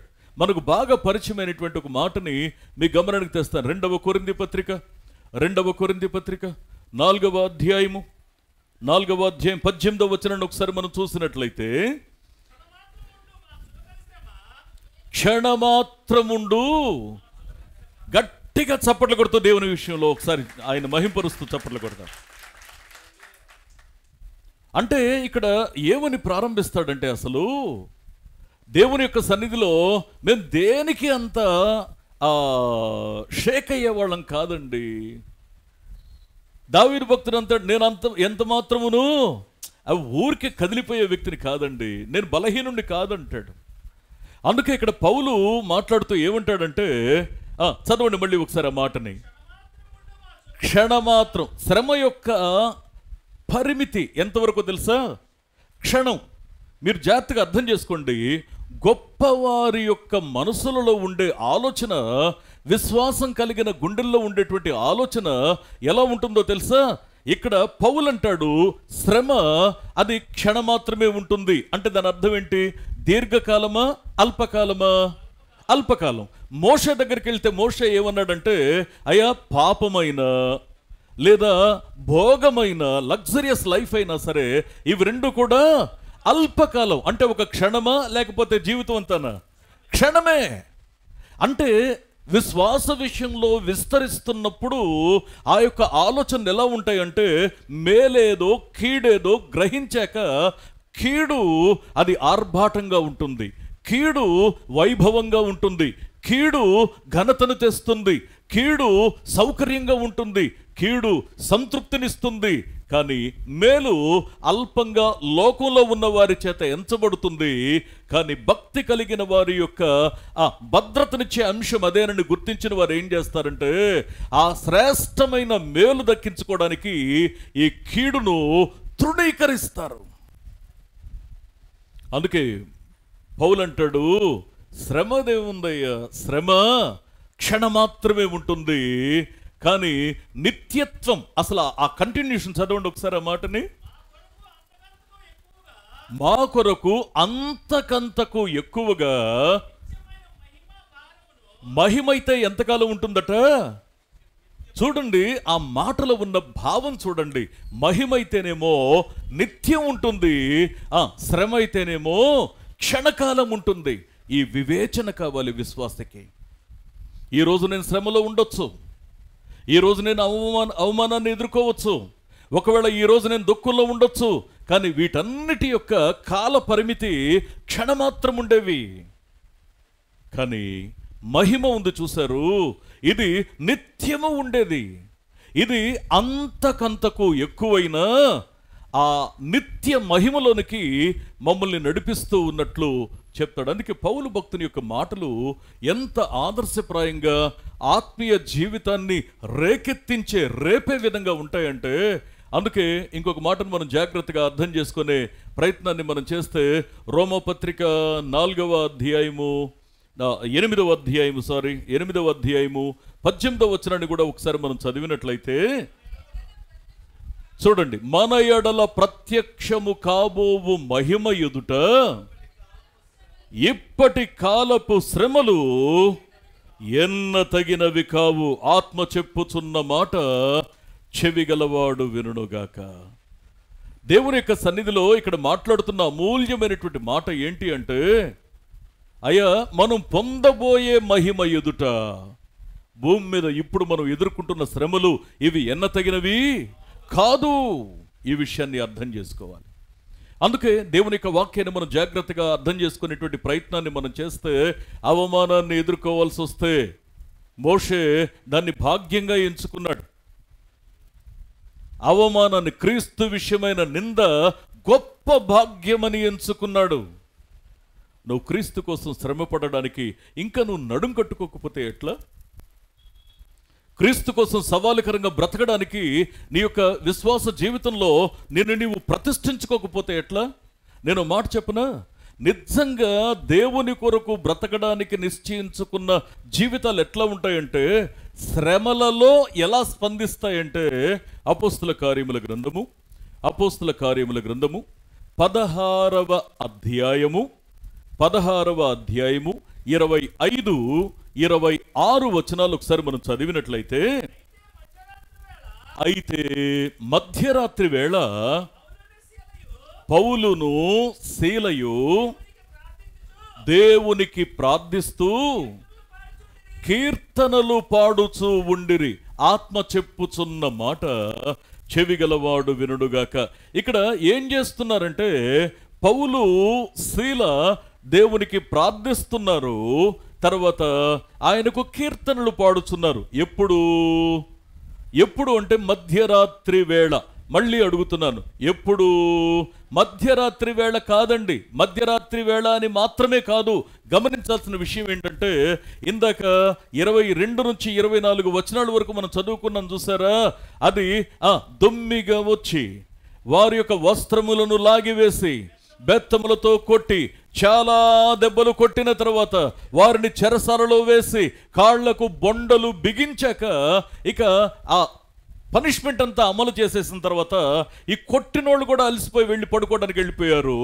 ఆ పరిస్థితుల్లో అందరూ ఆదుమర్చి నిద్రపోతున్నారు. శరీరం అంతా ఛిద్రమైపోయింది. ఆ రక్తం, తర్వాత ఆ పచ్చి గాయాల్లో ఆ చెమట, స్వేదం వెళుతూ ఉంటే ఆ మంట, తట్టుకోలేనంత మంట. కనీసం ఇక్కడి నుంచి వెళ్ళి కాస్త అటు కూర్చుందాం ఇటు కూర్చుందాం అంటే కుదిరేలా లేదు అక్కడ. ఆ పరిస్థితుల్లో పౌలు అంటాడు శీలుతోటి, ప్రశాంతంగా ఉంది కదా వాతావరణం, ఒక్కసారి దేవుని కోసం ఓపిక తెచ్చుకొని చిన్న ప్రార్థన చేద్దామా? పౌలు తన ప్రక్కనున్న వాని యొక్క గుండెను దేంతో ప్రేరేపిస్తున్నాడంటే, ఎక్కడ శ్రమను చూసి ఆ శీల యొక్క గుండె కరిగిపోతుందో లేకపోతే చల్లారిపోతుందో అనుకున్నాడేమో తెలియదు, లేదా స్వాభావికంగా శ్రమ కలుగుతున్న స్థాయి కంటే ఎక్కువగా తనలో స్తుతి కలగడాన్ని చూస్తున్నాడు పౌలు. శ్రమ శరీరానికి తగులుతుంది, ఇది ఆత్మలో ఉద్భవించేటువంటి స్తుతిని ఆపలేకపోతా ఉంది. ఒకసారి ప్రార్థన చేసుకుందామా? ఎప్పుడైనా నువ్వు కష్టంలో ఉన్నప్పుడు, మీ ఇంట్లో ఏదైనా సమస్య వచ్చినప్పుడు, నీ జీవితంలో ఒక ఎదురు దెబ్బ తగిలినప్పుడు, ఇంట్లో అంత డిసప్పాయింట్మెంట్తో ఉన్నప్పుడు కాసేపు ప్రార్థన చేసుకుందామరా, ఎందుకు కృంగిపోవాలి, పరిస్థితులు దేవుడు చూసుకుంటాడని చెయ్యి పట్టుకొని బలహీనులైన వారిని నువ్వు ప్రార్థించడానికి మోకరింపచేసావా? పౌలు అంటాడు, అన్ని దెబ్బలు తిన్న తర్వాత అప్పుడు అంటాడు, ప్రార్థన చేసుకుందామా శీల, ప్రార్థన చేసుకుందాం. ఒకసారి తన్మయత్వంలో వారు కీర్తనలు పాడుతూ ఉన్నారట, ప్రార్థన చేస్తున్నారు, కీర్తనలు పాడుతున్నారు. అంటే రహస్యంగా కాదు, వీరు చేస్తున్న ప్రార్థన, వీరు చేస్తున్న ఆ స్తుతి కీర్తన చుట్టూ ఉన్న ఖైదీలు వింటూ ఉన్నారు. నిజంగా నాకు అనిపిస్తూ ఉంటుంది, వీళ్ళు అంత శ్రమలో పాడుతూ దేవుణ్ణి కీర్తిస్తూ దేవుణ్ణి స్తుతిస్తూ ఉంటే, ఆకాశము నా సింహాసనము, భూమి నా పాదపీఠము అని అంటాడు కదా దేవుని వాక్యంలో. ఆ పాదపీఠం మీద దేవుడు తన్మయత్వం చెంది ఆ కాలుతోటి అలా రిధమేశాడేమో, అందుకే కింద చెరసాలలో భూకంపం వచ్చిందట. నేను మళ్ళీ ఈ మాట మీ గమనానికి తీసుకొస్తున్నాను. భూకంపం రావాలని ప్రార్థన చేయాల, వీరి సంఖ్యలు విడిపోవాలని ప్రార్థన చేయాల. ప్రతిఫలం ఏమొస్తుందో తెలియదు, కానీ ప్రార్థించడానికి అవకాశం ఉంది.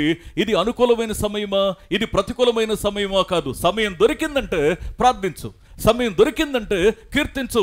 దేవుని కోసం ప్రజ్వలిల్లేటువంటి మనస్సు కావాలి, దేవుని కోసం ప్రతిష్ఠించుకునే హృదయం కావాలి, దేవుని కోసం ప్రార్థించాలనే ఆ మంట కలిగిన మనస్సు కావాలి. ఆ తక్కువ సమయంలో దేవుని యొక్క సన్నిధానంలో ప్రార్థించాలి అనేటువంటి ఆ హృదయం కలుగుతూ ఉన్నప్పుడు, వారు ప్రార్థించినప్పుడు ఒక మహాభూకంపము కలిగింది. ఆ చెరసాల పునాదులు అదిరిపోయాయి, వెంటనే తలుపులన్నీ తెరుచుకున్నాయి. వారి యొక్క సంఖ్యలు అన్ని కూడాను, అందరి బంధకములు. మీకు విషయం తెలుసండి, కొన్నిసార్లు జైల్స్లో ఉండేటువంటి వారు తిరుగుబాటు చేసి తప్పించుకోవాలి అనుకుంటే ఒక టీంని తయారు చేస్తారు, అందరూ కూడబలుక్కుంటారు. ఒక సర్టన్ టైంలో ఒక్కసారిగా మరి అక్కడ ఉన్నటువంటి సిబ్బంది మీద దాడి చేసి అక్కడి నుంచి తప్పించుకోవడానికి వీరు వేసుకున్న ప్లాన్ ప్రకారంగా మ్యాక్సిమం బయటకు వెళ్ళిపోతారు, వాళ్ళు ప్రాణాలకు తెగించి ఉంటారు. కానీ ఇక్కడ సంఖ్యలు అన్నీ కూడా, అందరి ఖైదీల యొక్క సంఖ్యలు విడిపోయాయి. వీరు తలుపులు కూడా తీయబడ్డాయి. సంఖ్యలు విడిపోయిన తర్వాత ఎటోళ్ళటు పారిపోవచ్చు, కానీ అక్కడే దేవుని చిత్తం కోసం కనిపెట్టుకొని ఉన్నారు.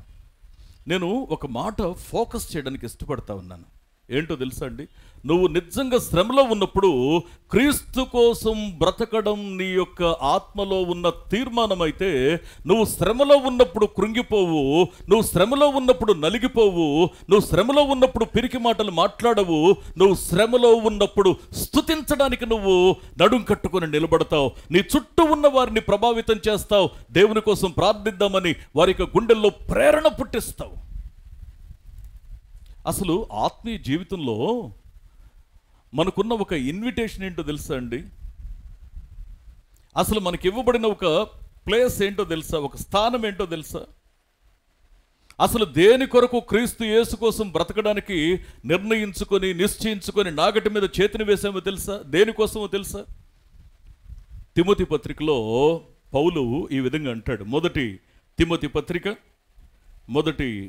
పత్రిక 6వ అధ్యాయము 12వ వచనాన్ని ఒక్కసారి మనం చూసినట్లయితే, విశ్వాస సంబంధమైన మంచి పోరాడము,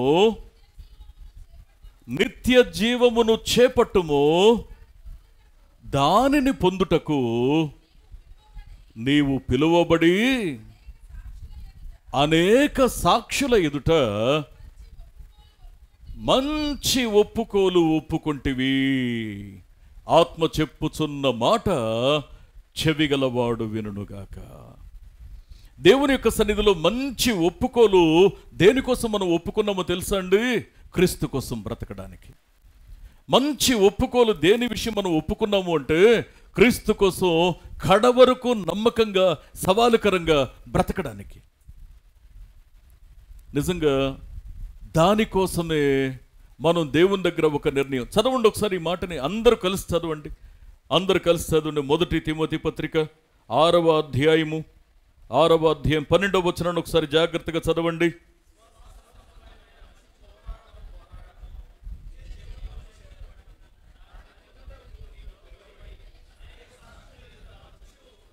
అసలు క్రీస్తు కోసం మనం పిలువబడింది, పట్టబడింది, దేవుని సన్నిధిలో నీతో కలిసి బ్రతుకుతానని మాట ఇచ్చింది, ఇవన్నిటికీ మూల కేంద్రం ఏంటో తెలుసా?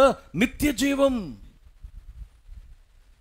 విశ్వాసము యొక్క ఆయుపట్టు, గురి, నిరీక్షణ నిత్య జీవం.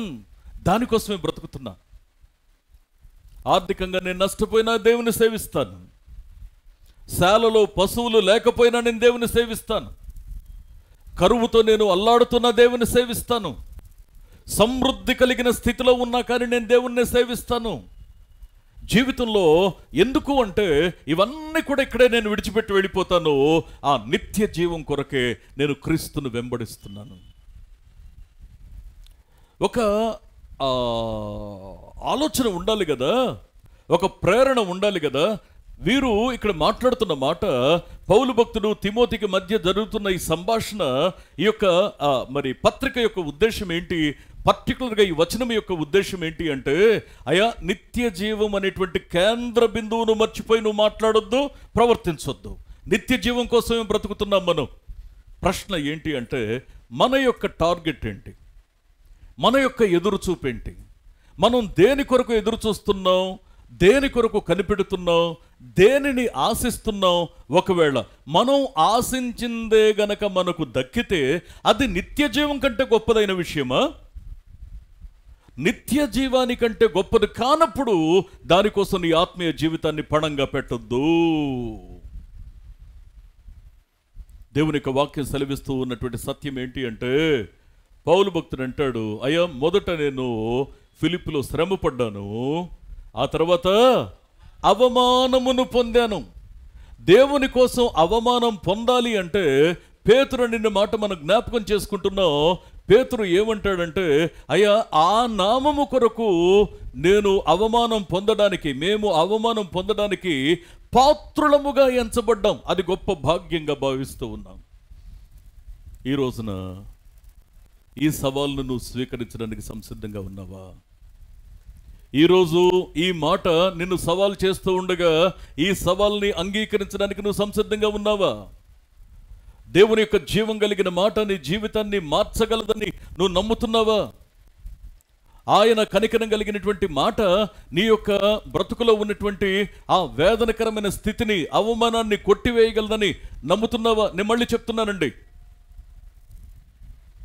ఒక అవమానం, ఒక నింద మన జీవితంలో నుంచి తప్పించడానికి ఆయన మన జీవితాన్ని ఎంపిక చేశాడు. ఆయన మన జీవితంలో తప్పించేది ఏంటి? ఇందాక మనం చదువుకున్నాం, మళ్ళీ మీరు తీయక్కర్లేదు కానీ, దానియేలు గ్రంథం 12వ అధ్యాయం 2వ వచనంలోను, యెషయా గ్రంథం 25:8లోను అక్కడ మనం చదువుకున్నటువంటి ఆ మాటలు ఏంటి అనంటే, నేను మళ్ళీ ఈ మాట మీకు జ్ఞాపకం చేస్తున్నాను. ఆ నింద తీయకపోతే, ఆ నింద నుంచి మనం తప్పించకపోతే ఇక నో డౌట్ నిత్య నరకాగ్నిలో యుగ యుగాలు మనం కాలవలసి ఉంటుంది. కానీ దేవుడు ఆ నింద తప్పించాడు. ఇప్పుడు భూమి మీద ఆయన కోసం బ్రతుకుతూ ఉన్నామే, ఆయన కోసం బ్రతుకుతున్నప్పుడు మన జీవితంలో కొన్ని నిందలు వస్తున్నాయి. జాగ్రత్తగా గమనించండి.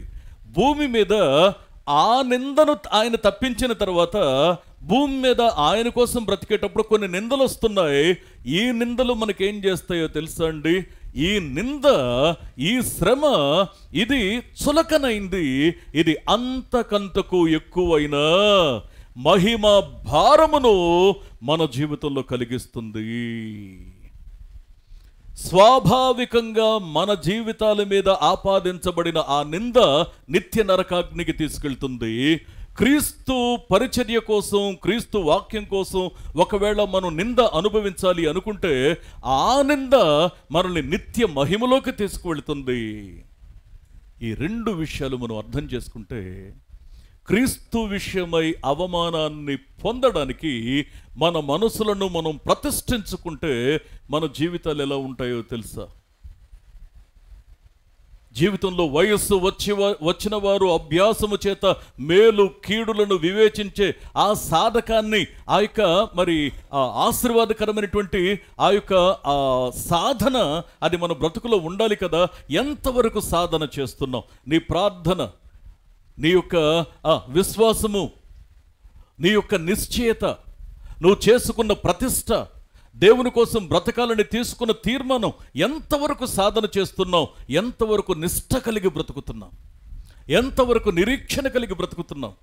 ఒక్కసారి మనం ఆలోచన చేస్తే పరిశుద్ధ గ్రంథం ఏమని సెలవిస్తూ ఉందంటే, అయ్యా క్రీస్తు పోలి నేను నడుచుకొనుచూ ఉన్నాను, మీరు నన్ను పోలి నడుచుకుంటున్నారా?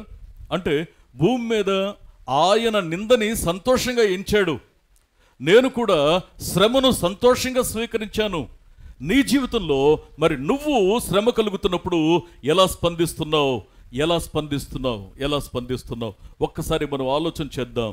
మిగిలిన విషయాలు వచ్చేవారం మనం ధ్యానం చేద్దాం. దేవుని యొక్క వాక్యాన్ని మనం జాగ్రత్తగా అర్థం చేసుకునే ప్రయత్నాన్ని మనం చేస్తే ఇక్కడ వాడుతున్న అమూల్యమైన మాట ఏంటంటే, శ్రమ నీ జీవితంలో నీకు అంతకంతకు మేలు చేస్తుంది. నింద, నీ బ్రతుకులో క్రీస్తు కొరకు ఎదురయ్యే నింద నిన్ను అంతకంతకు అత్యధికమైనటువంటి మహిమలోకి తీసుకువెళ్తుంది, క్రీస్తును గూర్చిన నింద. అందుకే పౌలు భక్తుడు నిందను మనసారా స్వీకరించాడు. అందుకే మోషే తాను ఎంపిక చేసుకున్నాడు తన జీవితంలో, ఏది స్వీకరించాలి, ఏది తృణీకరించాలి. వయస్సు వచ్చినవాడు అభ్యాసం చేసి సత్యాన్ని తెలుసుకోగలిగాడు. ఈ రోజున కనికరం కలిగిన ప్రభు మనతో మాట్లాడుతూ ఉన్నాడు. నువ్వు దేన్ని ఎంపిక చేసుకుంటున్నావు? నువ్వు దేనికోసం బ్రతకాలనుకుంటున్నావు? నీ టార్గెట్ ఏంటి? నీ యొక్క లక్ష్యం ఏంటి? నీ యొక్క నిశ్చయత ఏంటి? నువ్వు దేవుని కోసం ఎంత సమర్పణ కలిగి బ్రతకాలనుకుంటున్నావో నువ్వు శ్రమలో ఉన్నప్పుడు అది అర్థమవుతుంది. శ్రమలో ఉన్నప్పుడు సణుగుడు వచ్చింది అంటే అది ఖచ్చితంగా నువ్వు దేవుని కోసం నిలవలేవు. నువ్వు శ్రమలో కూడా దేవుని స్తుతించగలుగుతున్నావు అంటే నువ్వు ఖచ్చితంగా కడవరకు దేవుని కోసం బ్రతికి తీరాలనుకుంటున్నావు. ఈ రెండిట్లో నీ గుండెల్లో స్తుతి ఉందా లేదా సణుగుతున్నామా? ఒక్కసారి మనం ఆలోచన చేద్దాం. ఒక్కసారి మనం ప్రార్థన చేద్దాం. అందరం కళ్ళు మూసుకుందాం. అందరం కళ్ళు మూసుకుందాం. దేవుని యొక్క సన్నిధిలో మన మనసు తెరిచి, దేవుని యొక్క సన్నిధిలో మన హృదయం తెరిచి ఒక్కసారి మనం ప్రార్థన చేసుకుందాం. ఒక్కసారి మనం ప్రార్థన చేసుకుందాం. దేవునికి ఆశీర్వాదకరమైనటువంటి చేతుల చాటున దాచబడడానికి ఆశ కలిగిన వారమై ఆయన సన్నిధిలో మనం ప్రార్థన చేద్దాం. శ్రమలో నువ్వు కృంగిపోతే నీవు చేతకాని వ్యక్తిగా మిగిలిపోతావని వాక్యం చెప్తుంది. శ్రమ దినమున నీవు కృంగిన ఎడల నీవు చేతకాని వాడవే, చేతకాని తల్లివే. దేవుని యొక్క వాక్యం సెలవిస్తున్న సత్యం ఏంటి అంటే, శ్రమ వచ్చిన, అవమానం కలిగిన పౌలు క్రీస్తును పోలి నడిచినట్లు నీవు నేను మరి పౌలును పోలి నడవగలుగుతున్నామా? క్రీస్తును అనుసరించగలుగుతున్నామా? ఎందుకు పిరికితనం? ఎందుకు అనిశ్చితి? ఎందుకు అస్పష్టత బ్రతుకులో? నాగటి మీద వేస్తున్న చేతుల్ని ఎన్నిసార్లు వెనక్కి తీసుకుంటున్నావు? దేవుని దగ్గర ప్రతిష్ఠించుకున్న నీ మనసును, బ్రతుకును ఎన్నిసార్లు వెనక్కి లాగేసుకుంటున్నావు? ఒక్కసారి మనం ప్రార్థన చేద్దాం. ఒక్కసారి మనం ప్రార్థన చేద్దాం. దయగలిగిన తండ్రి, మహోన్నతుడా, మరొకసారి మీ పాదాల దగ్గరికి వస్తూ ఉన్నాం మా ప్రభువా. అయ్యా, మమ్మల్ని మేము ఒకసారి పరీక్షించుకోవడానికి మాకు సహాయం చేయండి నాయన.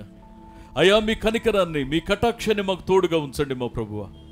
అయ్యా, మీ ఘనమైన నామానికి కీర్తి కలిగేటట్లు నా తండ్రి మా జీవితాల్లో ఒక ఆశీర్వాదకరమైన కార్యాన్ని మీరు జరిగించండి ప్రభువా. అయ్యా, ఎన్నోసార్లు నీ విషయంలో నిర్లక్ష్యంగా ఉండిపోతున్నాం మా ప్రభువా. అయ్యా, చిన్న చిన్న కారణాలు చెప్పి మేము తప్పించుకోవడానికి, మనుషుల్ని తృప్తిపరచడానికి మేము ప్రయత్నిస్తున్నాం. కానీ మహోన్నతుడా, మేము కారణాలు చెప్తున్నప్పుడల్లా నిన్ను దుఃఖపెడుతున్నామని మాకు తెలుస్తుంది ప్రభువా. అయ్యా, నీ పాదాల దగ్గరికి వస్తున్నాం. అయా, పరిపక్వత చెందుతున్న మనసులు అవమానం కలుగుతున్నప్పుడు కొన్నిసార్లు క్రీస్తు విషయమైన నింద అది గొప్ప భాగ్యమని ఎంచేటువంటి పరిపక్వత చెందిన మనస్సును అయ్యా మేము కలిగి ఉందుముగాక. అయా, మీ యొక్క సన్నిధిలో నా తండ్రి మా మనసులో ఇంకా నా తండ్రి అయా జోగుచున్న స్థితి నుంచి నాయన వాటిని విడిపించుకుని నాయన బయటకు వచ్చి క్రీస్తు కొరకు పౌరుషంగా బ్రతకాలని, శ్రమ కలిగినప్పుడు స్తుతించే అయా శ్రమ కలుగుతున్నప్పుడు నిన్ను మహిమపరిచే, ఆ శ్రమల గుండా వెళుతున్నప్పుడు నీ యొక్క అయా సాక్షులుగా బ్రతికే భాగ్యాన్ని మాకు దయచేయండి నాయన. మీకు వందనాలు చెల్లిస్తూ ఉన్నాం మా ప్రభు. నీ వాక్యం ద్వారా మీరు సెలవిచ్చిన ప్రతి శ్రేష్టమైన మాటకై మీకు స్తోత్రాలు. అయా మోషే తన ముందు ఉన్నటువంటి ఆ యొక్క ఆప్షన్స్ని చూస్ చేసుకున్నాడు నా తండ్రి. అయా తన ముందు ఉన్నటువంటి నేను ఆలోచనలను మా ప్రభు అయా తండ్రి స్థిరపరచుకున్నాడు మా ప్రభువ. అట్టి రీతిగా మేము స్థిరుల మగుదుముగాక. అయా బలహీనమైన మనసును మేము అధిగమించదుముగాక. అయా మీ కటాక్షాన్ని మాకు తోడుగా ఉంచమని, దీవించమని, ఆశీర్వదించమని, మీ కృపలో మమ్మల్ని వర్ధిల్ల చేయమని నీ పాదాలు పట్టుకుంటూ మరొకసారి నా తండ్రి విన్న మాటలు అయా మళ్ళీ మళ్ళీ మళ్ళీ అయా మేము ధ్యానించుకుంటూ నా తండ్రి తిరిగి వచ్చే వారం వచ్చేలోపు అయా తండ్రి ప్రకటించబడిన మాటలు మా జీవితంలో స్థిరమగునుగాక. అయా మీ కటాక్షాన్ని మాకు తోడుగా ఉంచమని, దీవించమని, ఆశీర్వదించమని యేసు నామములో ప్రార్థిస్తున్నాం మా పరమ తండ్రి. Amen, amen, amen. ఎస్, మీ అందరికీ వందనాలండి. ఓ పాట పాడుతుండగా దేవునికి